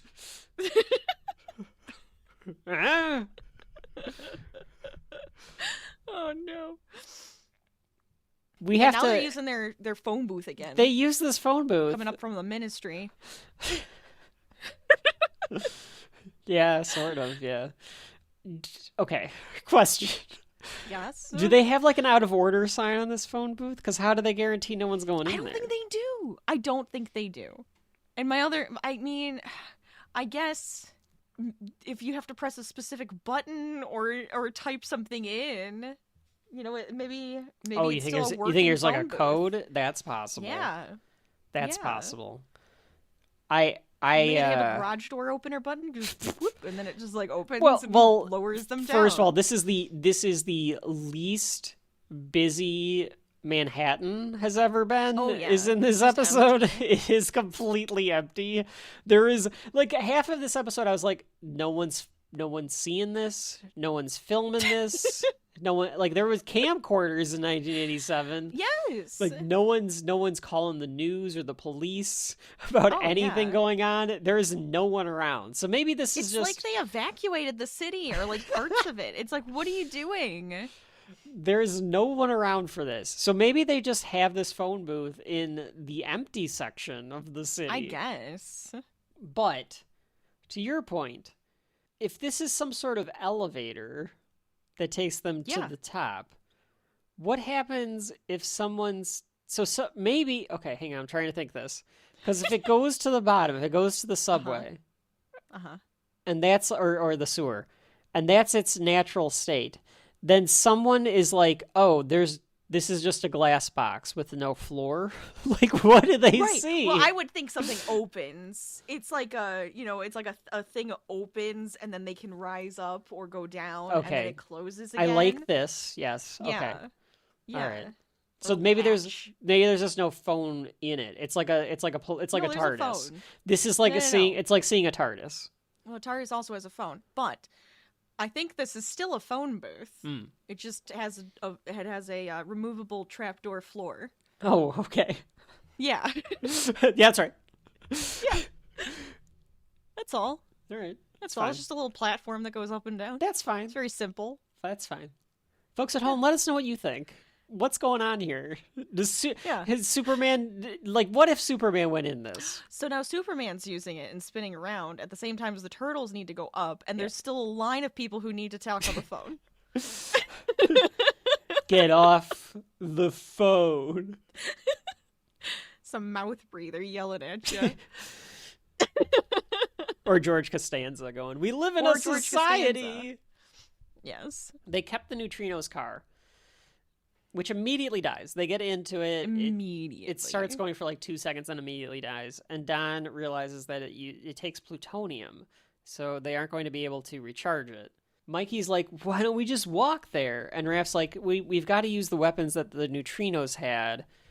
So without those weapons, it's going to be a lot harder to take down the Shredder, and that was like their whole plan, so now they're kind of screwed. And Don is like, well, clearly I can just go steal from Baxter Stockman's lab again. Just keeps saying, yeah, you know what? I'm just going to go back to Baxter's workshop, and it'll be fine. See you guys later. And then just leaves. It's not like he's around. We pinned that whole Mouser beef on him. Remember? He's in jail for murdering an entire skyscraper full of people. And they didn't, like, take all of his stuff or anything. He's just in jail. It's fine. So he's like, I'll tell you what, I'm going to go to Baxter Stockman's. I'll meet you guys at the Technodrome. For some reason, he goes back to the sewer. Is it because it's faster to travel? I would assume. Okay. I would assume it's faster and safer to travel that way, because now he has to find, a trench coat and a hat and walk around through the back alleys and everything. Yeah, this way you can just go in the sewer. He's got to go through the red light district before he gets to maybe he Baxter's. made himself a little cart or something he can drive around in the sewer. No, I like that. Bebop and Rocksteady then show up and grab the rest of them from behind, all of them, Splinter included, and they overpower them. And they kind of toss them around. This is what I was hoping for with Bebop and Rocksteady in their first appearance. Yeah. Because, like, they're more intimidating here. They're tough. They're strong. Right. Rocksteady, I feel like they have, like, a personality and stuff going on, Yeah, too. you're right. They have more personality in this, too, and stuff. Yeah. Rocksteady takes out a gun and shoots at them. And he's like, I'm going to take out you, title. Or whatever. Bebop chokes out Splinter, says we don't like rats in our city. But before he can, I guess, strangle Splinter to death, Splinter kicks him in the face. At the same time, Mikey's got like a dumpster and like upends Bebop, so they take him out. It's a fine little fight between the Turtles and Bebop and Rocksteady for a kids show. Like, it shows, like I said, how powerful Bebop and Rocksteady are, because they're supposed to be stronger than them, and the Turtles have to be almost more clever. Intellectual, like clever, to be able to take them out. Mm-hmm. Meanwhile, Donatello is at Stockman's, and you see something with wings under a tarp painted on the background of the scene. So we assume that he's going to use that in a minute. And then going to the Technodrome. Yeah, you can usually tell with like cartoons and stuff, because something is usually a little bit lighter painted. You can tell it kind of doesn't. I feel like it was still on the background, at least for that was it just, first shot. I think for that first shot, it was zoomed in, and it's like this. This is what he was looking for. They definitely let you see that there's wings. Yeah, right. Krang wants his body. And Shredder's like, okay, shut the fuck up. I did it, okay? So now will you quit bitching about the damn body? So he's like, finally, Shredder. Oh, I love you. And Krang has put some mumbo-jumbo on an external hard drive that he wants installed onto this Frankenstein body. Yes. Rachel, I have a question about the Frankenstein body. Rachel was so like, oh, for Christ's sake. Ask. So this happened. Krang gets this body, right? And everybody. And I'm going to ask you what the Krang body looks like in a minute. But do you believe that this is the typical device that Krang uses as a body? Like, do you think that this is almost like putting yourself in like the standard T-1000 Terminator? Like, there's nothing there's nothing specialized necessarily about it. He just needed the parts. He was like missing parts, and they needed to put this together. Or is this like completely different than from what he would be like having it or in Dimension X? And it's just like, yeah, this is just like a Frankenstein-y, we're putting stuff that we can find together. I like the idea that it actually is his body. Like, he found parts of it, or he found it and needed to be put back together. And they're also Frankensteining other stuff from our dimension to, like, build it back together to and finish it off. so he can have his body back. Yeah. I like that. Yes. The way that he reacts to it, that's where I was going with, like, okay, he's not like, okay, this is, like, new or like weird that I have to like the way that he's react to it is just kind of like yeah, like this is my body and I've like put this new memory chip doohickey thing in it. He's putting new hardware or he's putting a new like software or something into it. Yeah. No, I like that. That makes a lot of sense to me. It's also weird looking, so, you know. Well, I mean, do you want to explain what this looks like? It looks like the Armstrong toy where you could stretch it. What's that one? What are those called? The stretchy ones? Oh, Stretch Armstrong? Stretch Armstrong. For some reason, it kind of reminds me, like, the body has that look you're to right. it. He does kind of have a Stretch Armstrong-esque physique. Not physique, but just, like, that look. Cause it's, that, like, look. You feel it. That's what I feel like it would feel like. Well, I think it's supposed to feel like a titanium sort of thing, but... I feel like it's got a skin. That's what I feel like it has around it. I did not think that. I always thought that it seemed metal. Oh, but you know what? It's metal inside, but I feel like the skin on the outside Yeah, because like later when Donnie and Leo go into the shoulder, it makes that rubber noise that's very off-putting. So maybe you're right. Maybe that's why it made me think of it. Yeah, maybe there is some sort of layer on top of it. He looks like a professional wrestler. Like yes, I kind of feel like a professional wrestler one year should for Halloween go as Krang. I think that could be done. I think Batista could have done it in his prime. Batista could have been a good Krang for Halloween. I could see it. I could definitely see it. Trying to think of a modern weird day bald cap and stuff. But you just wear some red underwear. They're all used to that anyways. That's what I'm saying. He's naked except for wearing red underwear. And sunglasses. I mean, if you want to think about it, the metal pieces that go around him are almost like suspenders. Okay. You know? Yeah. Okay. And then he's got some bracelets on and some sunglasses. And some then he red has wrestling a brain inside shoes. his stomach. Yeah. And then Krang sits inside the stomach.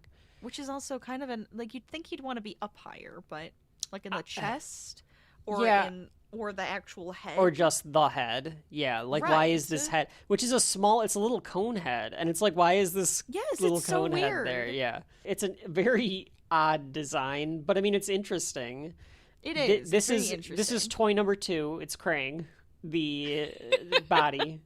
It also has headlights. I didn't notice that. He has headlights? Why? Hold on, let me show you.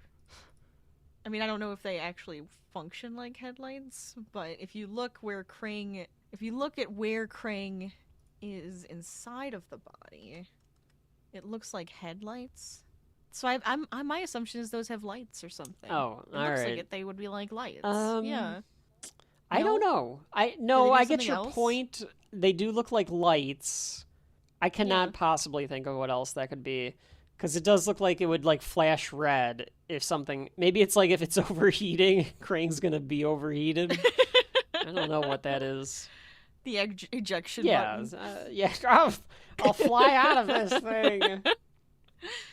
Krang is like, these oafs are going to fail anyway. Or maybe even Shredder is like, you're like, I know they're going to fail anyway. He has...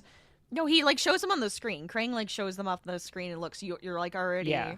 You're down 2 guys now because they failed. So and Shredder has reservations about doing this because he knows what Krang's gonna eventually turn his back on Shredder. Like, it's gonna happen. He knows that's coming. He knows that's gonna happen. So, but he does it anyway because he knows that Rocksteady and Bebop suck. I don't know why he doesn't unleash all of the mutants on them, but whatever. Yeah, if he has. Do you think they're all dead? Do you think that the others were dead? Do you think they're either dead, like it didn't take? Or, like, the ones that did take, he was also testing the other, like, ray gun on, and he just keeps, like, mutating, unmutating. Yeah, it's so there's 3 options. It's they're dead, it's they're unmutated because he had to test the ray gun out, and the third option is that they're mutated freaks. So and they don't actually can't actually do anything. They're like a puddle, right? And then the ray gun didn't work, and he's like, I tried and it didn't work. So Good X-Men reference. He's like turns into a puddle. Everything needs to be a circular reference on Shelf Life, Rachel. It does. I know. I understand. You could have done a Krang while you naked. Anyways. Ask me something, Krang. Why are you naked? That's actually a very good question. Why is this body naked? Is it naked? He puts Krang... I guess he just likes to show off. This is my body. Don't you love it? Would you like to go back to my hotel room with me? It's Krang picking up chicks. Ew, I don't like it. Shredder puts Krang inside this body. It has a really good sound effect. It's like drippy and like... It like is gross. It's like a good gross noise. Yes. Right. And then we get a complete Frankenstein scene. Because Shredder turns on the part to the point where he's like, it's alive. Like, he actually does it. It's alive. Yes. It's alive. It's alive. And there's electricity and everything. An alarm goes off because the turtles have arrived. The turtles arrived because they were able to get past Bebop and Rocksteady.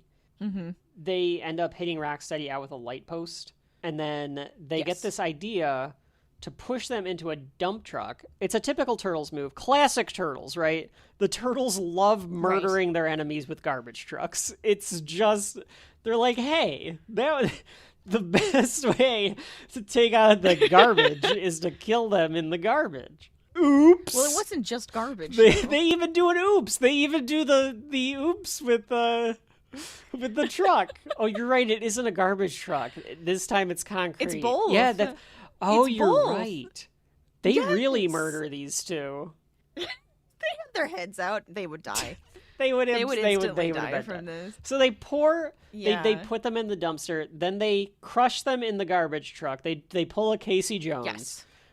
They were Which is taught great. well. Yes. Oops. And they spin them back. Crush them into the dump truck. And then they bring over a concrete mixer. And they pour the concrete onto Bebop and Rocksteady. That's right. Which would murder them. Hardens instantly, by the way. As everyone knows, that's how concrete works. Of course. If it's not in the mixer, it immediately hardens. But they stick their heads up out of the concrete, so you know they're not dead. But they are stuck. And that's how they take them out. Yes. That's where Krang and Shredder then are like, okay, well, now we have to put you in the body because these two idiots failed. Shredder sends the foot after the turtles. And okay, one thing about this entire episode, and I might have mentioned it later on in my notes, but I'm going to mention it here. The score is not fitting for a lot of these battles. I thought it was okay during Rocksteady and Bebop, but when the foot come out, it should be that dun, dun, dun, dun, dun, dun, dun. Like, it should be a little more uplifting. It feels like it should be, yeah. And it felt like the entire episode they were trying to do this epic, trepidatious score where everything's kind of we don't know if the heroes are going to make it out.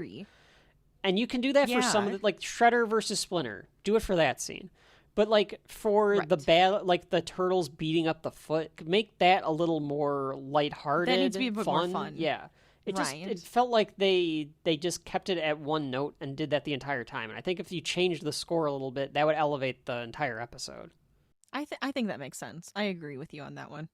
The foot shoot the turtles down because they're trying to climb on a rope, and they shoot the turtles off the rope. It blows aside into the Technodrome because they're not just using guns at this point. They're using rocket launchers, and they just blow a hole in the Technodrome. So the turtles aren't able to hang on. They kind of fall off. Splinter is able to hang on though because he is a rat, and that's his specialty. So rat stuff is his specialty. So he hangs on to the Technodrome, and he's like, I'm going to go in, I'm going to set the Shredder, you guys take out the foot. This is exactly when it should have been dun, dun, dun, dun, dun, dun, dun, and they start fighting the Foot Clan. Folks at home, if you can re-edit this with a better score, please do so. Donatello calls them from Baxter Stockman's lab and is like, how are you guys doing? And Raph is like, we're kind of busy at the moment. I do like Yeah, like I do like the end of this where Donatello's like, okay, I'll call back later. Like, that's just like, he doesn't get it. like he's like, oh, all right, I'll just call you. Well, I think maybe he does, but he's just like, all right, well, if you're busy, fine. I was going to, give you an update. Leonardo cuts a pipe and sprays them with raw sewage. This is very gross. Like, at least they're robots, so they don't have any feelings or thoughts. Are they? They're all robots, I think so. Right? I think they're all robots. Okay, because they have, like, human hands. So then I'm like, but I guess But it's he fine. still pours raw sewage on top It's still of them. disgusting. This is, like... And it's like an ocean of it, all right? It's an ocean of raw sewage. An ocean of New wave. York raw sewage. There is nothing but Italian food and... Ugh. The after effects of Italian food. Just Not millions. Like the good Italian food parts. Every nationality. All the little villages across the city. Oh my god, there's going to be so many... Ugh. Yeah. Just think about that. It's I all don't want pouring to. onto the... Like, that's why they could get away with this, because they're robots, because otherwise you'd just keep thinking that all of the foot soldiers died from throwing up and just dying in raw sewage. They'd have so many diseases. So many diseases. It's disgusting. It's all disgusting. It's horrendous. It has to be. They have to be robots. They fall into a crevice. Yep. Presumably hundreds of feet deep. And they just That's what disappear. It looks like. So all of the foot soldiers are just dead. And again, this is why they're robots, because they could just do that. Yeah. Meanwhile, across town, April is talking to her boss, and she confronts her. Who's flirting with somebody on the phone. Yes, he's like trying. Yeah, what was that? I figured we could do a little dancing, a little dinner.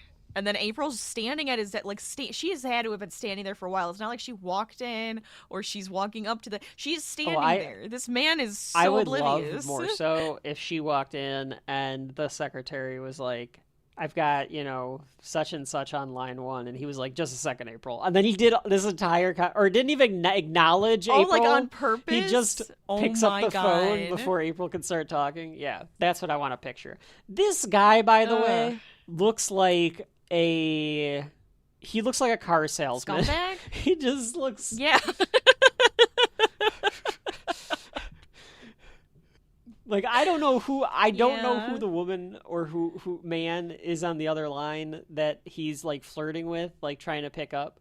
But something tells me that he's using his power as the news station reporter. Oh, absolutely. Absolutely. Yeah.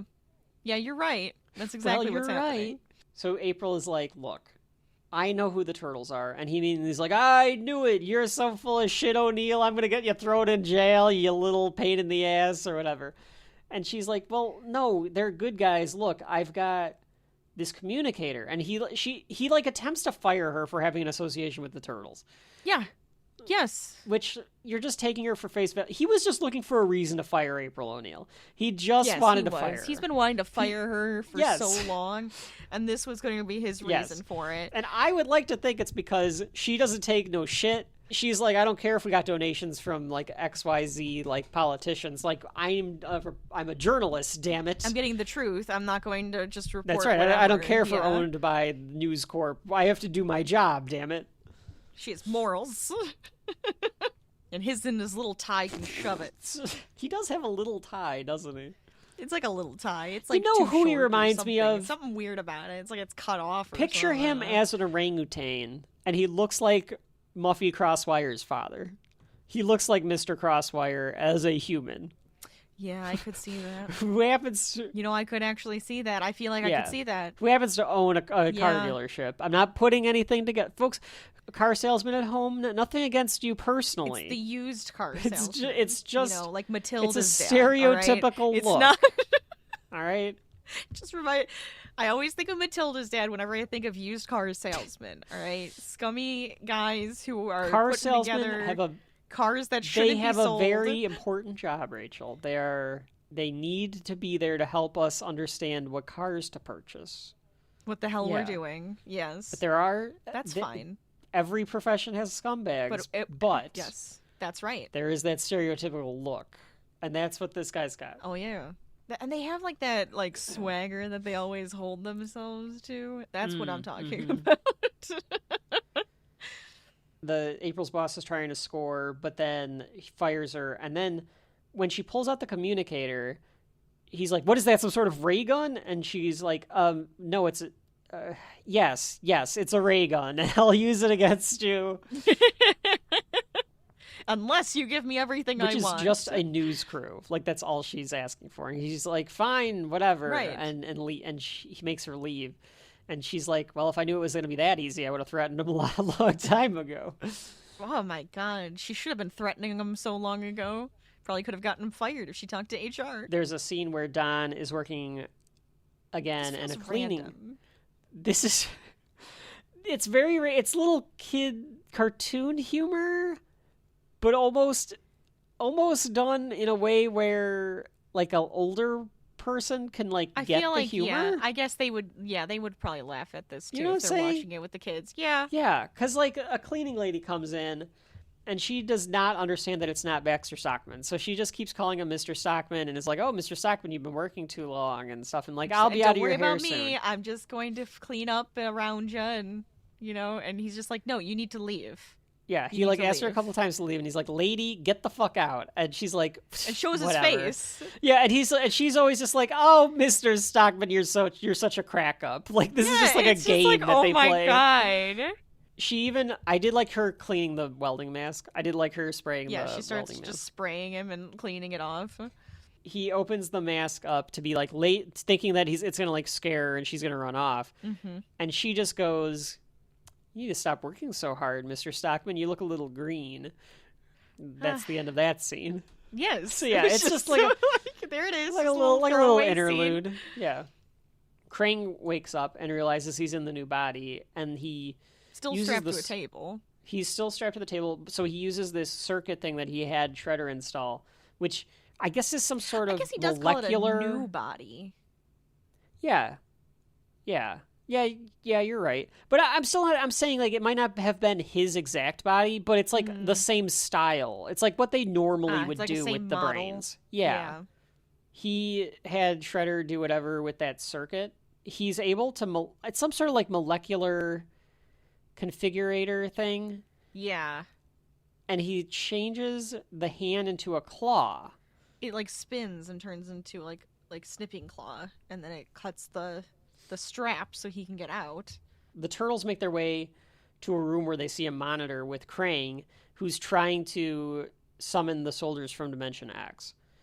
And the turtles are like, "We're gonna stop him!" And they're all like smiling and like walk away from the monitor. They are smiling way too much. This should be a serious event. I would agree. They're all just like got these big smiles on their face. Like, I hate the moment when Donatello goes back to like go to Baxter Stockman's and Raphael goes, "That's a good turtle." And it's like, what the fuck was that? Like, why are there they goes smiling a good there? turtle. And then it's the same thing here where they're all like, "We're going to stop him from bringing these soldiers that are going to murder everyone." And they just like smile and walk slowly away from the monitor. And I'm like, a little urgency, guys. Just a little urgency, please. And April goes to the news crew and they're like, "We need proof that the turtles are trying to save us here. Like, that's the only way that you're going to be able to go get through it." Right. And they're like, "We're not going to go do this, April, because Burns is already like pissed at you. So now, even though he gave us this news crew, he like had second thoughts or something, and he's like not going to let them do it." I guess. Feels like Maybe there it was a was, like, scene missing. Well, I think it was one of those things where it's like, I'm going to give her whatever she wants, but I'm going to call the police anyways to stop her because she was threatening me. Okay. Yeah. It I think makes that's right. sense. Mm-hmm. So she shows them the turtle van, and they're like, "Oh, okay, that's enough for me." And then and it's like, wait, why? Why is that enough for you? What proof is that? Yeah, what is that telling you? Nothing. It's just it's a bunch of technology hooked up to the van. They could still be Right. evil. They like, could what the still be evil using the van for evil. It feels like this was rewritten or something, because it's like, that doesn't make any sense. I don't even understand how a little kid could watch it and be like, "Oh yeah, I totally get that." Like, yeah, she showed him the van. Who else but good-natured turtles that were mutated by ooze could have made such a van like this? Exactly. And then the boss has the police come, like you said, and they're gonna like stop them from leaving, but her news crew all jump in the turtle van and then they like speed off before the police can stop them. And then we get Splinter's little arc here, which again, Rachel, if the score was different in all of these scenes, this scene could have been really impactful, because you could have had like a very quick, anxious score with the news crew like running into the van, and then it cuts to like a doon doon doon doon doon doon doon, like a slow. You could have even done some sort of stereotypical Japanese-esque score, because Splinter and Shredder are facing off. Right. And like that would have made that moment feel more special, because the score changes. Mm-hmm. You could even drop Student the score. and Master are fighting right now. Yeah. This is what's about to happen. Like even have the score drop. Right. And then just have like no background noise when Splinter's like approaching the ray gun. So Splinter's approaching the ray gun, which is on a pedestal and spinning for some reason. Well, because you gotta keep it moving. Clearly Shredder is setting him up. It's like a trap. Oh, of course. So like, of course, folks at home... And he knew it was a trap, because that's what he was expecting for the turtles. Exactly. Yes. Boys and girls, if you ever are in a situation where you find something spinning in a circle on a pedestal... With a spotlight? Yeah, just leave it alone. It's a trap. Just leave it. It's a trap. Just don't touch it. I'm trying to think of a situation where I have been in where I've seen something spinning on a pedestal, but few and far between. I feel like it'd be usually food. Yeah, even if it's 7-Eleven and it's like a hot dog, don't touch it. It's a trap. I like the facial expressions that they give Splinter. It's almost Grinch-esque. It is very Grinchy. He looks back and forth with his eyes only, and it's like kind of a Grinch look. Yes. He goes to grab it, and it turns out it was just a hologram. And then Shredder uses the hologram to make multiple images of himself to try to deceive Splinter. But then Splinter like kicks the right one, and then they begin to duel. Well, the problem is that the pedestal with the spotlight looked solid. The Shredders do not. They are see-through. Well, you know, a non-biological thing is a lot more, a lot easier to get. That makes sense. It all makes sense. Mm-hmm. Yeah. So that's why he doesn't, it's not, technology's not quite up to par yet. Yeah. Mm-hmm. Mm-hmm. So they begin to fight.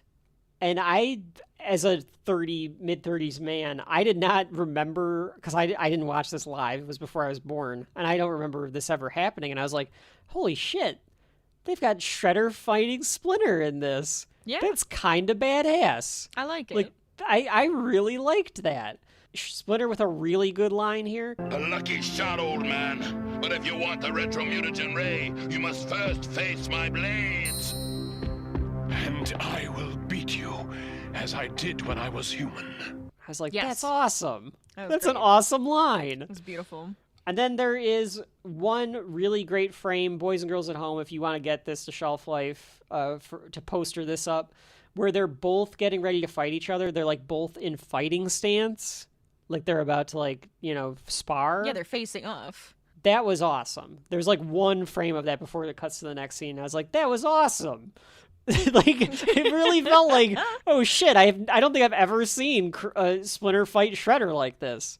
I'm trying to think if I've seen it in other mediums, and I'm not sure if I have. They don't usually do it. I feel like they don't usually go that far. They always I it, but they never do it.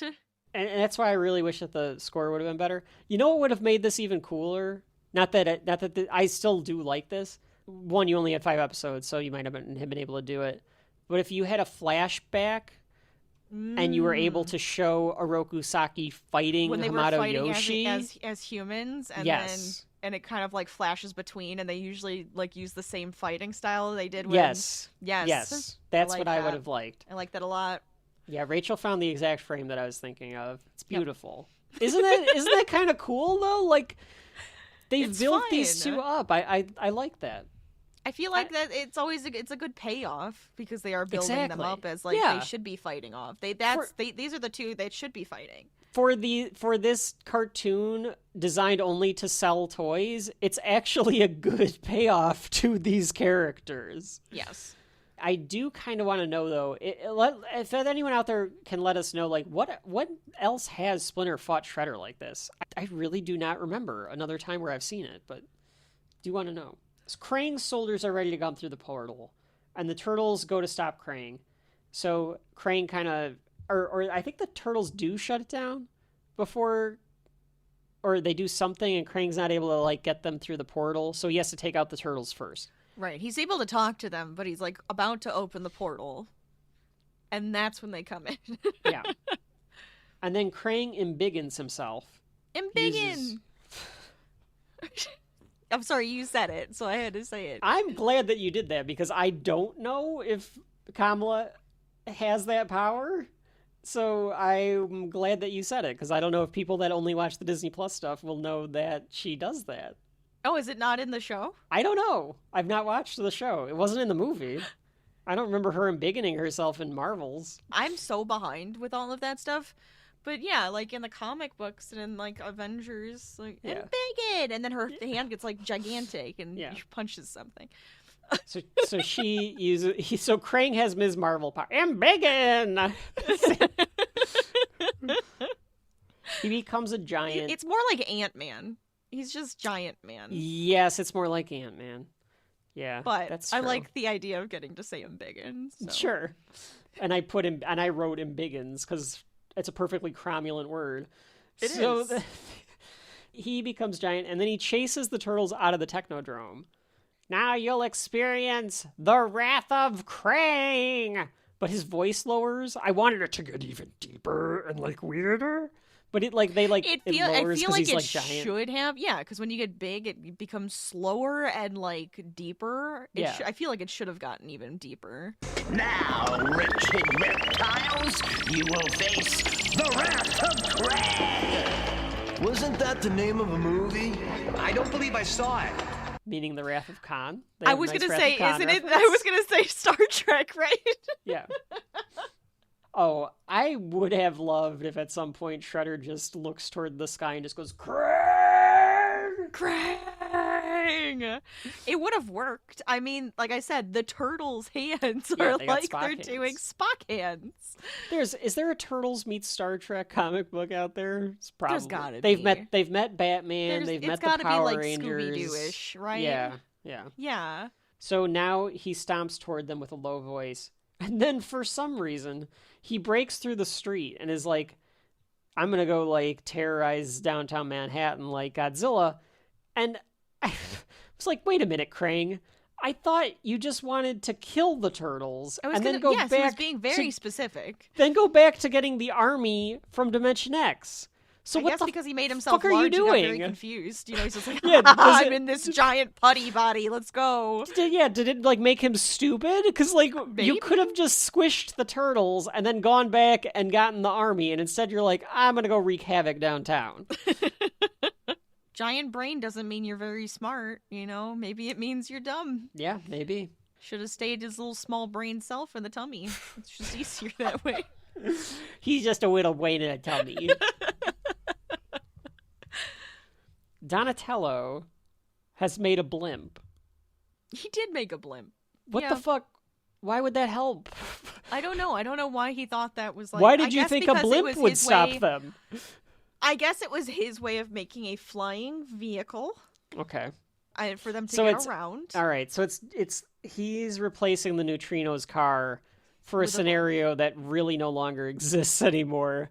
But he didn't know that. He called them and they said they were busy, so they didn't update him on what's going on. He's just like, here's the blimp I made. I said I was going to do this. I made it. You're right. This is Raphael's fault. You're right. So he's King Konging. Krang is King Konging around the city now. He's just busting buildings and shit for no apparent reason. There's no reason for this to be happening. Yeah, no, not really. Because they even say, like, where's Godzilla when you need him? Like, he's like gonna fight a kaiju. Yeah, and he's the kaiju. Yeah, exactly. Back to the Shredder and Splinter fight, and I thought it was pretty good actually. Like, this is my favorite part of this episode is the two of them fighting. Mm-hmm. You get a Batman Begins moment here. I don't remember exactly what the line is that Splinter uses, but, like, Shredder goes to, like, hit Splinter and, like, say something. And Splinter basically says, you never learn to mind your surroundings. Like, he does the Ra's al Ghul line. It's something You to that effect. your lessons I taught you, Saki. Yeah, it's exactly that. Yes, thank you. You can never win. Yes. Gentle always turns away strong. Ah, what a badass line. Splinter's killing him in the quips department here. It's great. Yeah, he just goes, "You wretched rodent," and just like that's all he can say. Is just he's making fun of the fact that he's a rat. So. Yeah, you turn into a fucking rat. So that's all Shredder kind of has to say. Yes. You never learn to mind your and surroundings, he's still better Saki. than you. Well, you turn into a rat. So. And I'm still better than you. I have a much shorter lifespan now. So. Oh, that's sad. That's actually probably very true. So now we have another toy, the turtle blimp.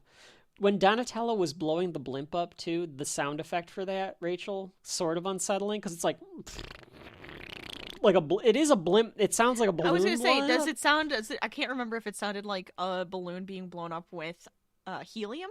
Yeah, exactly. Okay. Yeah. Just kind of that, like, all right, what's going on here? And then it turns out to be this blimp. I did not have this toy. I did not have the blimp. I'm not really surprised that you didn't have the blimp. Wait, did I? I don't remember. No, you couldn't. Well, it's possible. It's very possible. I don't know. I don't remember the blimp myself. I don't remember it, though. Yeah, I don't think I did. We'll have to ask Mom. Hey, She'll Mom? know. No, just kidding. So they get this idea, and Leonardo and Donatello get off the blimp, and they go into Krang's shoulder. So then Raph and Michelangelo have to figure out how to control the blimp. And yes. they've kind of let the blimp part go. They're just on like this glider thing, too. Yeah, they like drop the balloon and they're on a glider. Like, what is this now? Well, because every toy that you get, Rachel, they need to be able to like you can detach the glider. Yeah. Ah, that's right. Yeah, like Transformer-ish. Exactly. The news crew turns up to film the fight, so now they can see that the turtles are fighting against this giant monster. So if you have to pick one side, you're going to pick the side with the turtles on it. Yes. Raph and Mikey have to improvise while Leo and Donnie try to find the device, and they tossle around inside the shoulder, so Leo and Donnie are like getting kind of discombobulated as they try to find where this hard drive thing is, which they eventually do. And Leonardo's like, okay, let's get to cutting. And his brilliant idea is to just kind of whack at this thing to try to like cut it in half. I mean, Don does the same thing. He's just smacking it with a stick. So that's true. I guess if you just break the chip, you're good to go. Yeah. Eventually they get there. Splinter tells Shredder that you have brought dishonor among the noble Foot Clan. Dishonor on you. Dishonor on your cow. Thank you. Every time I hear that, I have dishonor on you, dishonor on your warthog, dishonor on your rhinoceros, dishonor on your brain thing. And then he like jumps at him. He like rat leaps at he's like, you know what? Fuck it. I'm not gonna do the ninja stuff anymore. I'm just gonna leap on top of you and start like, scratching you with my rat claws. Yes. Again, the score too understated here. Would have really beefed up this thing if they had a nice, epic, orchestral something. Would have been great. Donnie knocks out the thing with his bow because he's like, fuck this. And just like takes the bow staff and just like pushes the middle. You gotta go for the right spot, right there. You gotta hit the putties in the Z, Rachel. That's where you gotta knock them out. Exactly. And Krang begins to shrink. The turtles are able to get out of his shoulder in time, and then they get back to the glider. And Krang is shrinking, and he goes, I've never been defeated! Which doesn't seem right. No, he's completely wrong. He's lying. He was defeated. He was and defeated. He was sent to our dimension. He was banished to this dimension. Yeah, That's exactly. Right. Yeah. Ridiculous. He's full of shit. I mean, he is an evil brain, so... Right. You know, he's lying. He's just making shit up left and right. We don't know what's real anymore. Do you think maybe in his mind it's like a Napoleon thing? Oh, where Napoleon he's like, complex? Where they're like, you know what, Napoleon? You can have this island, and that's all. So they were just like, you know what, Krang? You're going to go to that other dimension 616 or whatever, and like that's your dimension now. Probably. And he's like, it makes sense. See, they know that I could this take the whole world. thing over, so they had to take me here. So, like, in his mind, he wasn't defeated because they, like, didn't kill him or something. I don't know. I guess. So they're like, let's kick some shell. I think that's the first let's kick some shell that we get. I do like that. Popular thing by them. It's a good line. Crane goes, Shredder, I need you. Because he's a little... He needs his wife, it's fine. A little douche, this Crane, because he's like, yeah, I'm not a big fan of him. Bitching about the Shredder for 4.5 straight episodes. Shouldn't he be fine? He should be fine doing and then the second that he gets in a little bit of trouble, he's like, Shredder, come save me. I have my body, but my chip got great broken. protector, and save me. And then Shredder comes out and is like, I don't hang out with him, usually. And it just punches him in the face. I remember that, Martin doing that. Yeah, because it's one of the greatest moments in cinema history. Shredder is panting. I do like that little effect that Shredder's panting because Splinter. Like he's tired. Yeah, like Splinter has like taken him to the fucking limit. So like him and Splinter are like still fighting, and Shredder's like, okay, fine, I'm gonna get the fuck out of here, but because the brain needs me. Yeah, it's not because you're winning. Oh, he does say you wouldn't have won anyways. He's such a child. He is such a child. You wouldn't have won anyways. Yeah, I'm leaving. He traps Splinter in this electric field and then runs off with the ray. So like he's going to use it against the turtles. Splinter uses a well-placed screw. Very convenient. I thought at first he was just going to unscrew the whole panel and be able to like drop down into a vent and leave. But then he throws this perfectly aimed. He's Beautiful a ninja. Job. I'm just saying. It was beautifully aimed screw at the button and like turns it off. Well, he breaks it. Yeah, it breaks it. And then he breaks his staff in half, and I was like, oh shit. Is he going to stab the Shredder like a vampire? How badass would that have been? Now that's the alternative ending. Instead of Leonardo, it's just Splinter comes up from behind, and then like a vampire just stabs Orokusaki in the chest. Stab him in the heart. The only way to defeat the Foot is to stab Orokusaki directly in the heart. Shredder goes to shoot them, and they're like, oh no, he's going to turn us back into little turtles. And he's like, no. I'm going to murder you. I'm going to eat you. You don't understand. I died on turtle soup. Yeah, you've pissed me off. I'm eating you now. That's the goal. That's right. I'm going to turn you into turtles, and I'm going to make turtle stew. It's going to be great. Never had turtle, Rachel. You ever had turtle? Yes, you have. No. Have I? We have had snapping turtle, because our uncle had gotten snapping turtle once and did I don't know make if I like a ate soup. it. I swore we ate it. Yeah, but I don't remember if I actually ate.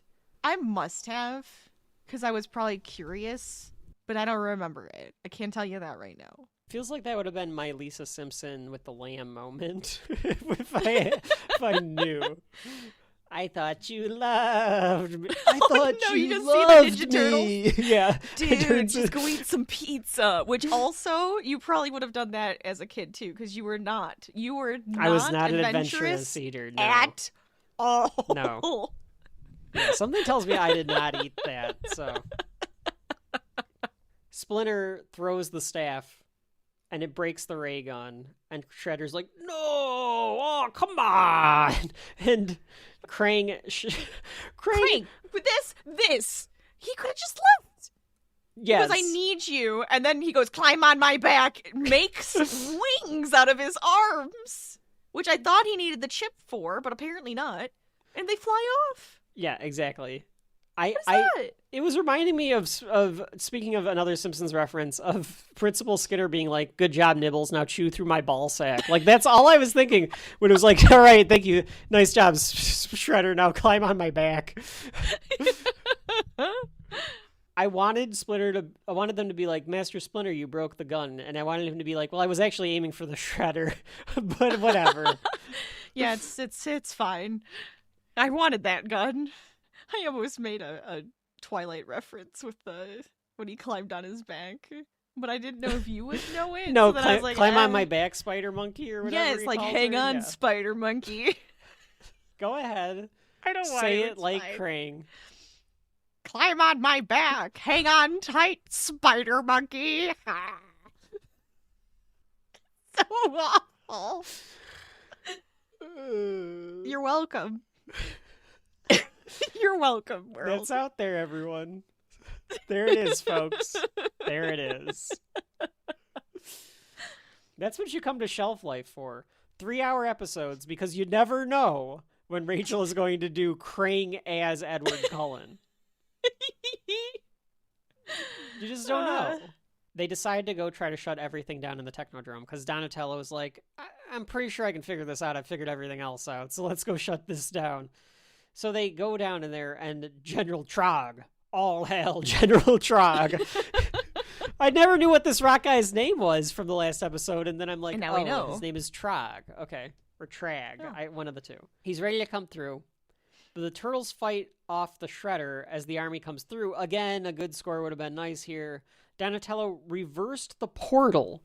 So when they tried to bring in the army, it reverses, and then the Technodrome poltergeists itself out of the dimension and goes to Dimension X. Yeah. That it does. That it does indeed. Life with the Shredder. What choice do I have? It sucks itself back in. So the turtles celebrate because they've won. I would have enjoyed, especially at the ending, I would have enjoyed a nice cowabunga clap, but we don't get that. I don't know if that's in any of the cartoon episodes or if it's only from the movie, but we don't get it here, and it would have been nice to get a nice high five between the four of them. Mm-hmm. But whatever. Can't always have what you want. I made funny. Another funny. You know. They celebrate that they won, but they're like, but Splinter can't be human. And Splinter says, well, perhaps it is my karma to live as a rat. So he really thinks that, like, he deserves this, I guess. I guess. Is it all because of the Shredder? Because he taught the Shredder? I think so. And so he thinks that's why he deserves this? I don't know if that's that's not his fault. I don't know if the Shredder just sucks, all right? That's not your fault. I don't know if they were thinking that, Rachel, but I'm not going to give them that much credit, but I will give you that credit because I like that interpretation of it, where he's like, I am the cause of a lot of destruction because I allowed Oroku Saki to take over the Foot Clan, so I have to live life as a rat. I like that. It's not his fault. I'm just saying. It's not your fault. Sent him away. But he does say we're safe and we're all together, and that's all that matters. So the family is safe. Shredder is pissed because they're in Dimension X, but Krang is happy. I was going to say, we're in Dimension X now. Yeah. And Shredder's like, where are we? Oh, not Dimension X. Like, he's all pissed off about it. He takes his mask off and whines. I guess this was supposed to be like the big reveal that you get to see Shredder's face, but it's just an Asian man's face. Yeah. His voice doesn't even change when he takes the mask off or anything. Not that.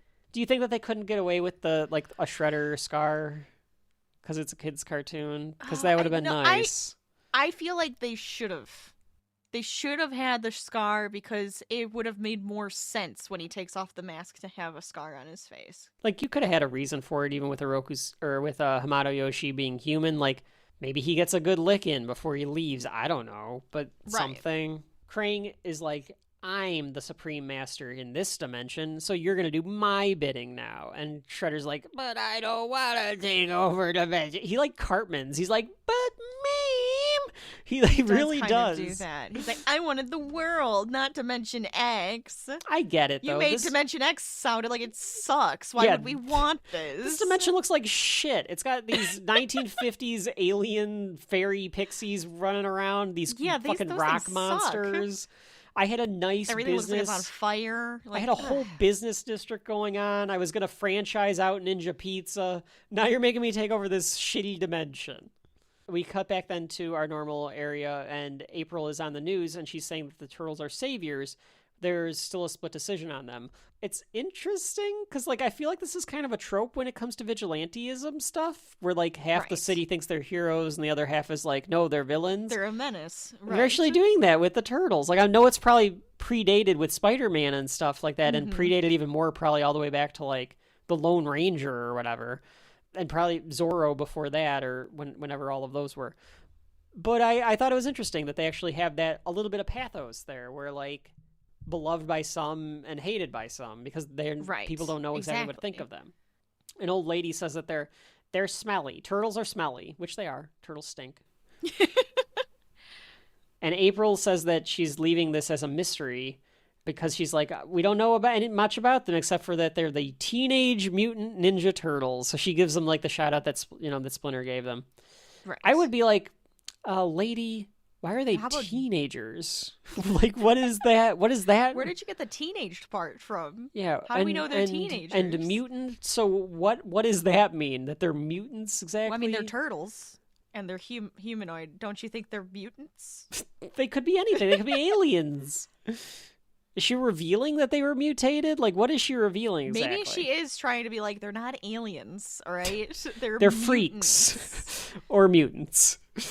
Splinter fears that we haven't seen the last of Shredder and Krang, and all of them are like, we will never hear from them again.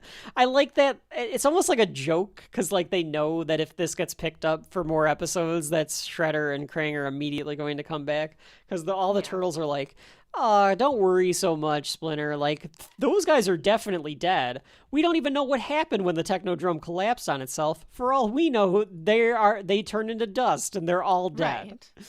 They went into like a black hole and they're crushed to death. We don't know anything. You know what we should have done? We should have thrown them into the back of a garbage truck.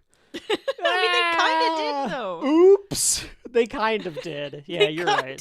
They did. So they're gonna watch the boob tube now, because they're gonna April's watch segment is over. Yeah, April's segment's over, so now they're gonna watch television. And of course, as second that, Mikey's like, I have a feeling that we won't hear a peep from them again. The TV goes, coming up next, the evil brain from Dimension X, and they all lament that they're going to have to watch it as the show ends. And that's the end of the season and the episode. Better ending, Rachel, would have been if they were having a pizza party. Like, what are we doing? Where's their pizza? Where's the pizza? How do they not have any pizza? Pizza dude's got 30 seconds, and then they have the pizza. Yeah. It should have been them having a big pizza party with Splinter. And they could have thrown a piece at the TV when they said that. Exactly. That would have been great. They just awkwardly take out their weapons and like spin them like they're at gonna the TV. fight something. Yeah. It's a little odd. But that is the end of Shredder and Splintered. It's still not as good of a title as Shredded and Splintered. Yeah. So Rachel, what did you think about this final episode? I mean, I liked this one. I liked getting to see Shredder and Splinter fight. I did enjoy like everything actually coming to like this actual like moment of Krang getting his body and the fight happening, and is anybody going to actually get mutated or unmutated? And so I enjoyed that, and the fact that now like the New York, at least, or the world, most likely just New York, knows about the Teenage Mutant. You don't think that April's getting picked up by this would be national news? I think it actually would be. If the Teenage Mutant Ninja Turtles headquarters was like Boise, Idaho, maybe not. Maybe it's like an urban legend. I think it still is an urban legend. But it's getting picked up by national news because it's in New York, I think. This is on the Today Show. This is on Good. April's going. I think it would April's be. doing the Today Show. She's doing Good Morning America. She's doing the rounds. Yeah. She's doing the rounds with this information. She's writing a book that the turtles get pissed off about. She would 100% write a book. Yeah, absolutely. I feel like Mikey would be like on board with the book, and the other ones are kind of like. The other ones are not. Raph is totally against it. Raph pretends he's against it. But behind the scenes, it's just like, he has one. He has a copy. I don't know why, but I always feel like because he has like the biggest heart. You got this. You quoted me wrong on this, April. I should be getting royalties over here. So now that we have completed all 5 of the episodes. Oh, I didn't tell you what I thought. I'm sorry. Yeah, I want to know your opinion. Let's go. I like this one as well. I mean, I mentioned it. I think that it could have been improved in some areas. I think it's kind of odd that there were some things that just could have kicked it up a notch that I think really would have made this a very, very satisfying conclusion to this toy commercial. And instead, I think it was a little lacking in a couple of areas. Okay. And I won't even say that. I won't even say it was a little lacking. It just, I just could see where it could have been a little bit better. But I overall did like this one quite a bit. I really liked the Splinter versus Shredder stuff, the Rocksteady Bebop fight with them. The Krang part was probably the weakest of like the 3 battles that went on. Because the foot one I don't really count because they just poured the sewage on them. But even that one like showed how much of a menace Krang can be. So I thought it actually did a good job of showing the villains are difficult to defeat in this one compared to some of the other ones. Yeah, because you want a challenge. You want them to have a challenge. Yeah. So that was Splinter, Shredder, and Splintered. I'm never going to say it right. And that means that, Rachel, we have officially gone through all 5 episodes here on Saturday Morning Shelf Life. So it is that time to say whether or not any of these episodes have shelf life and whether or not the season as a whole has shelf life. I can never remember if we do a little bit of the rankings first or if we do the shelf life verdict first. It feels like the rankings would come first and then we would say whether or not the season as a whole has shelf life. I think that makes sense. I think we can do that. That's fine. That works for me. Well, you know how much I hate rankings, so... Yeah, I mean, I can go first. I can. I don't care. I guess we could both... What? Oh yeah, I guess we could go 5, 5, 4, 4, 3, 3. Because rankings should start at the bottom. That makes the most sense. Okay. I made a change on mine. Oh, Rachel made a change. Okay. So I will tell you my number 5 first. Okay. Is Hot Rodding Teenagers from Dimension X. 100% agree. Yes. I did not like that episode. I didn't like that one. I thought it was bad. I hate those stupid teenagers. Yeah, the teenagers are really bad. The episode is just too goofy, and they don't act themselves. The ending with them in the bunk beds is really fucking stupid. What was that? I didn't like it at all. So that's my number 5. Okay, I agree. And it's also my number 5. My number 4 is Enter the Shredder. Okay. I think it was only okay. I did think it was a little more on the goofier side with Bebop and Rocksteady. I didn't like that Bebop and Rocksteady were not as tough as I want them to be or as competent.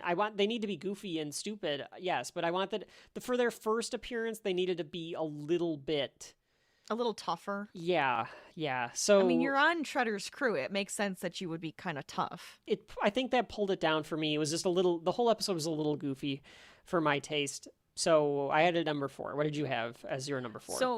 So my 4 and 3 could kind of be interchangeable, but I have written down a thing about rats as 4. And I don't know if it's just because I like the Mousers, but it just didn't feel as strong as I wanted the episode to be.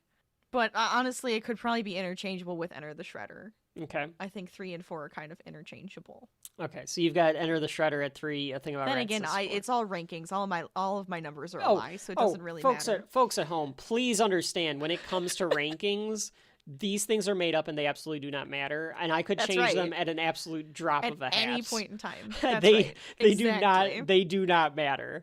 It's just something fun to do, almost as a conclusion, as a wrap up. For we're wrapping up the season of television for you, thinking back upon them as oh yeah, what did we like, what did we not like?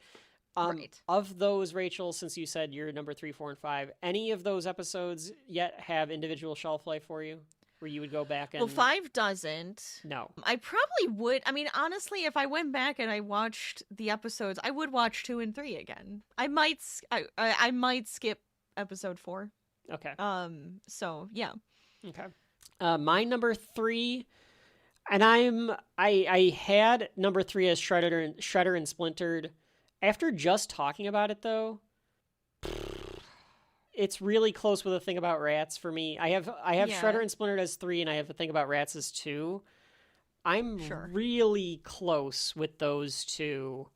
I like the thing about rats. I keep feeling like I need it to be higher. I'm like, why did I put that as 4? I guess 2, 3, and 4 could all be interchangeable, and just my 1 and 5 have to be where they are. Yeah. I'll keep it as is with Shredder and Splinter as 3 and a thing about rats as 2, but I could easily flip-flop those.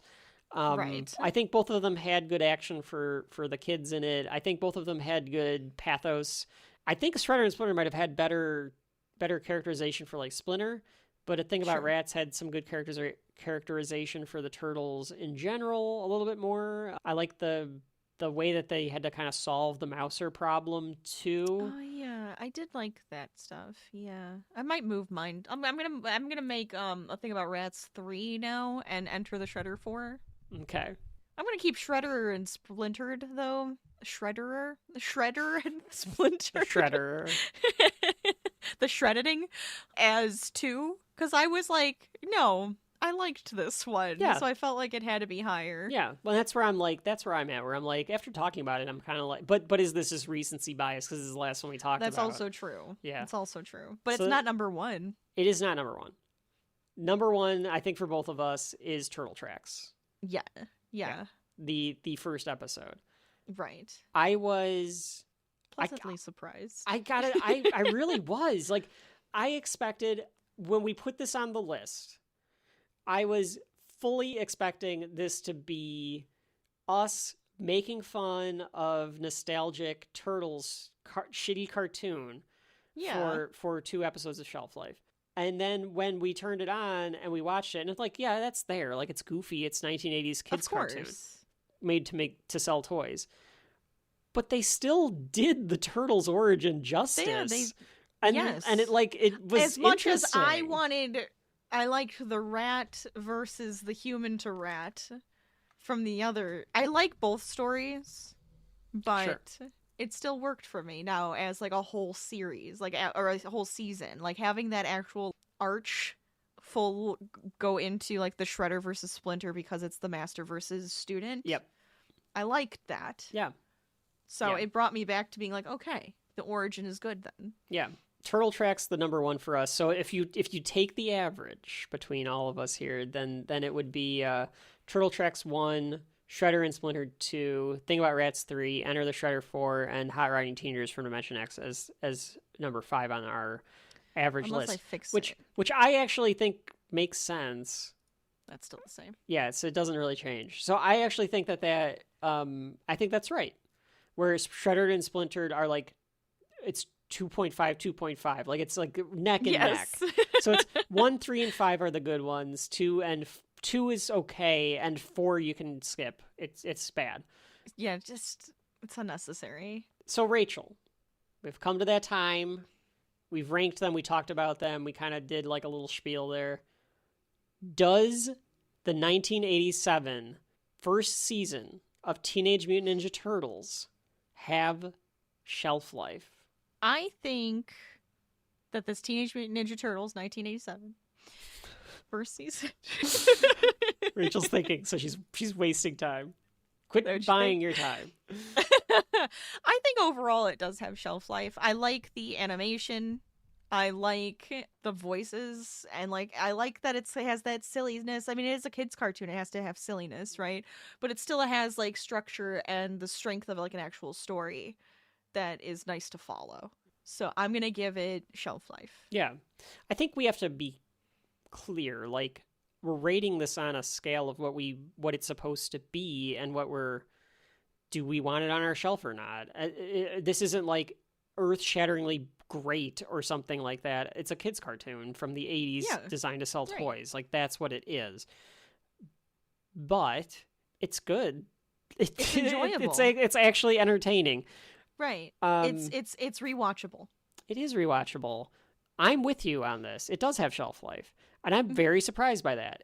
I'm sure nostalgia is carrying it.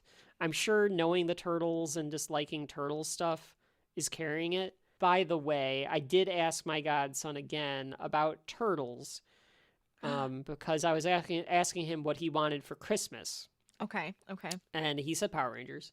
Of course. And I said, well, what about like any of the other stuff? Because you've got a million Power Rangers. By now, do you want like Turtles or anything? And he was like, no, not the Turtles. It's because of the new stuff. The new stuff sucks. Well, I don't know. I bet the new stuff sucks. I bet it does. His cousin really likes the Turtles. He was like not into it.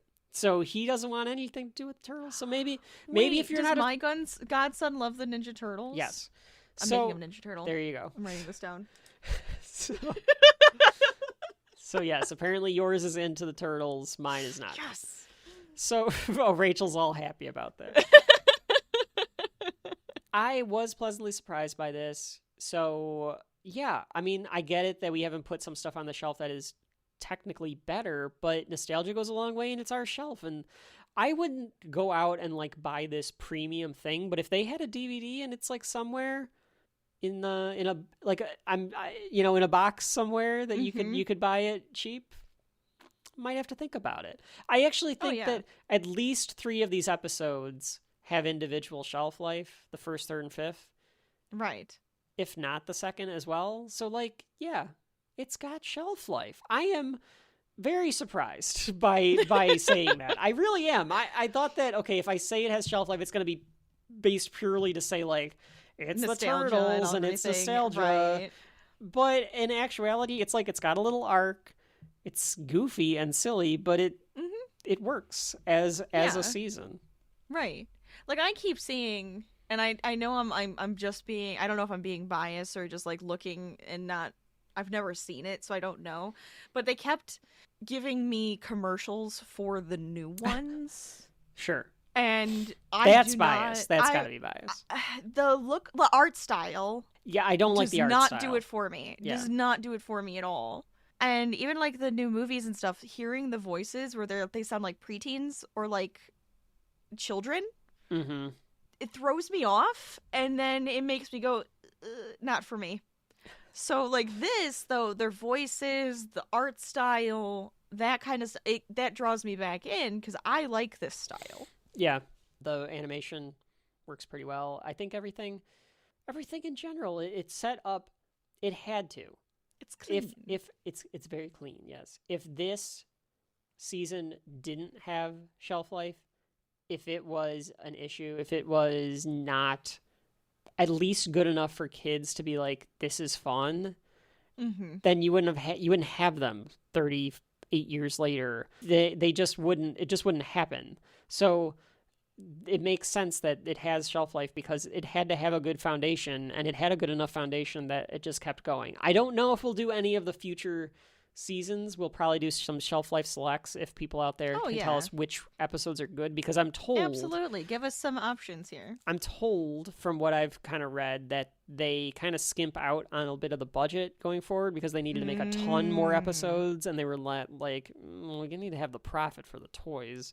So, that's unfortunate. Yeah, so it might get a little But if there's a good arc, or if there's like an interesting thing to talk about, or something goofy crazy and ridiculous. Yeah, like, oh my god, like, look at this episode. This is nuts. Let us know. Yeah, I would love to do a select on that. Absolutely. Boys and girls, that means that we have come to the end of the weekend. But that's okay, because we'll be back for another episode of Shelf Life. This has been the season 1 of Teenage Mutant Ninja Turtles. Rachel, cross it off the list. It is on the shelf. Rachel made a crossing off the list sound effect. Paused. Yeah, for dramatic effect, even though we had told them that it made the shelf already.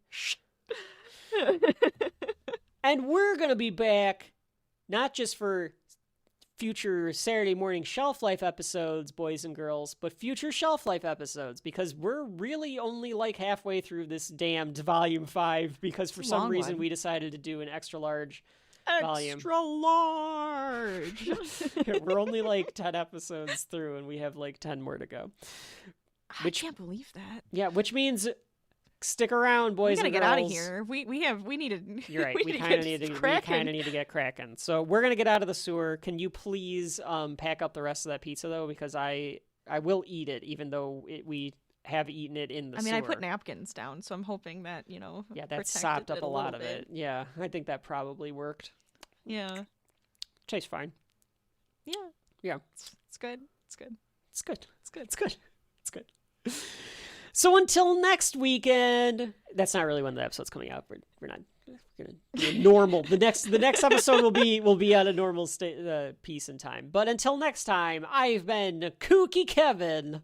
And I'm Ramblin' Rachel. And this has been Saturday Morning Shelf Life. Saturday Morning Shelf. Wait, no, that's not the Shelf Life. Saturday morning. Saturday morning. Saturday morning. Saturday morning. Life. Shelf life. Shelf life. Shelf life. Yeah. See you next time, kids. Bye. Shelf life. Shelf life.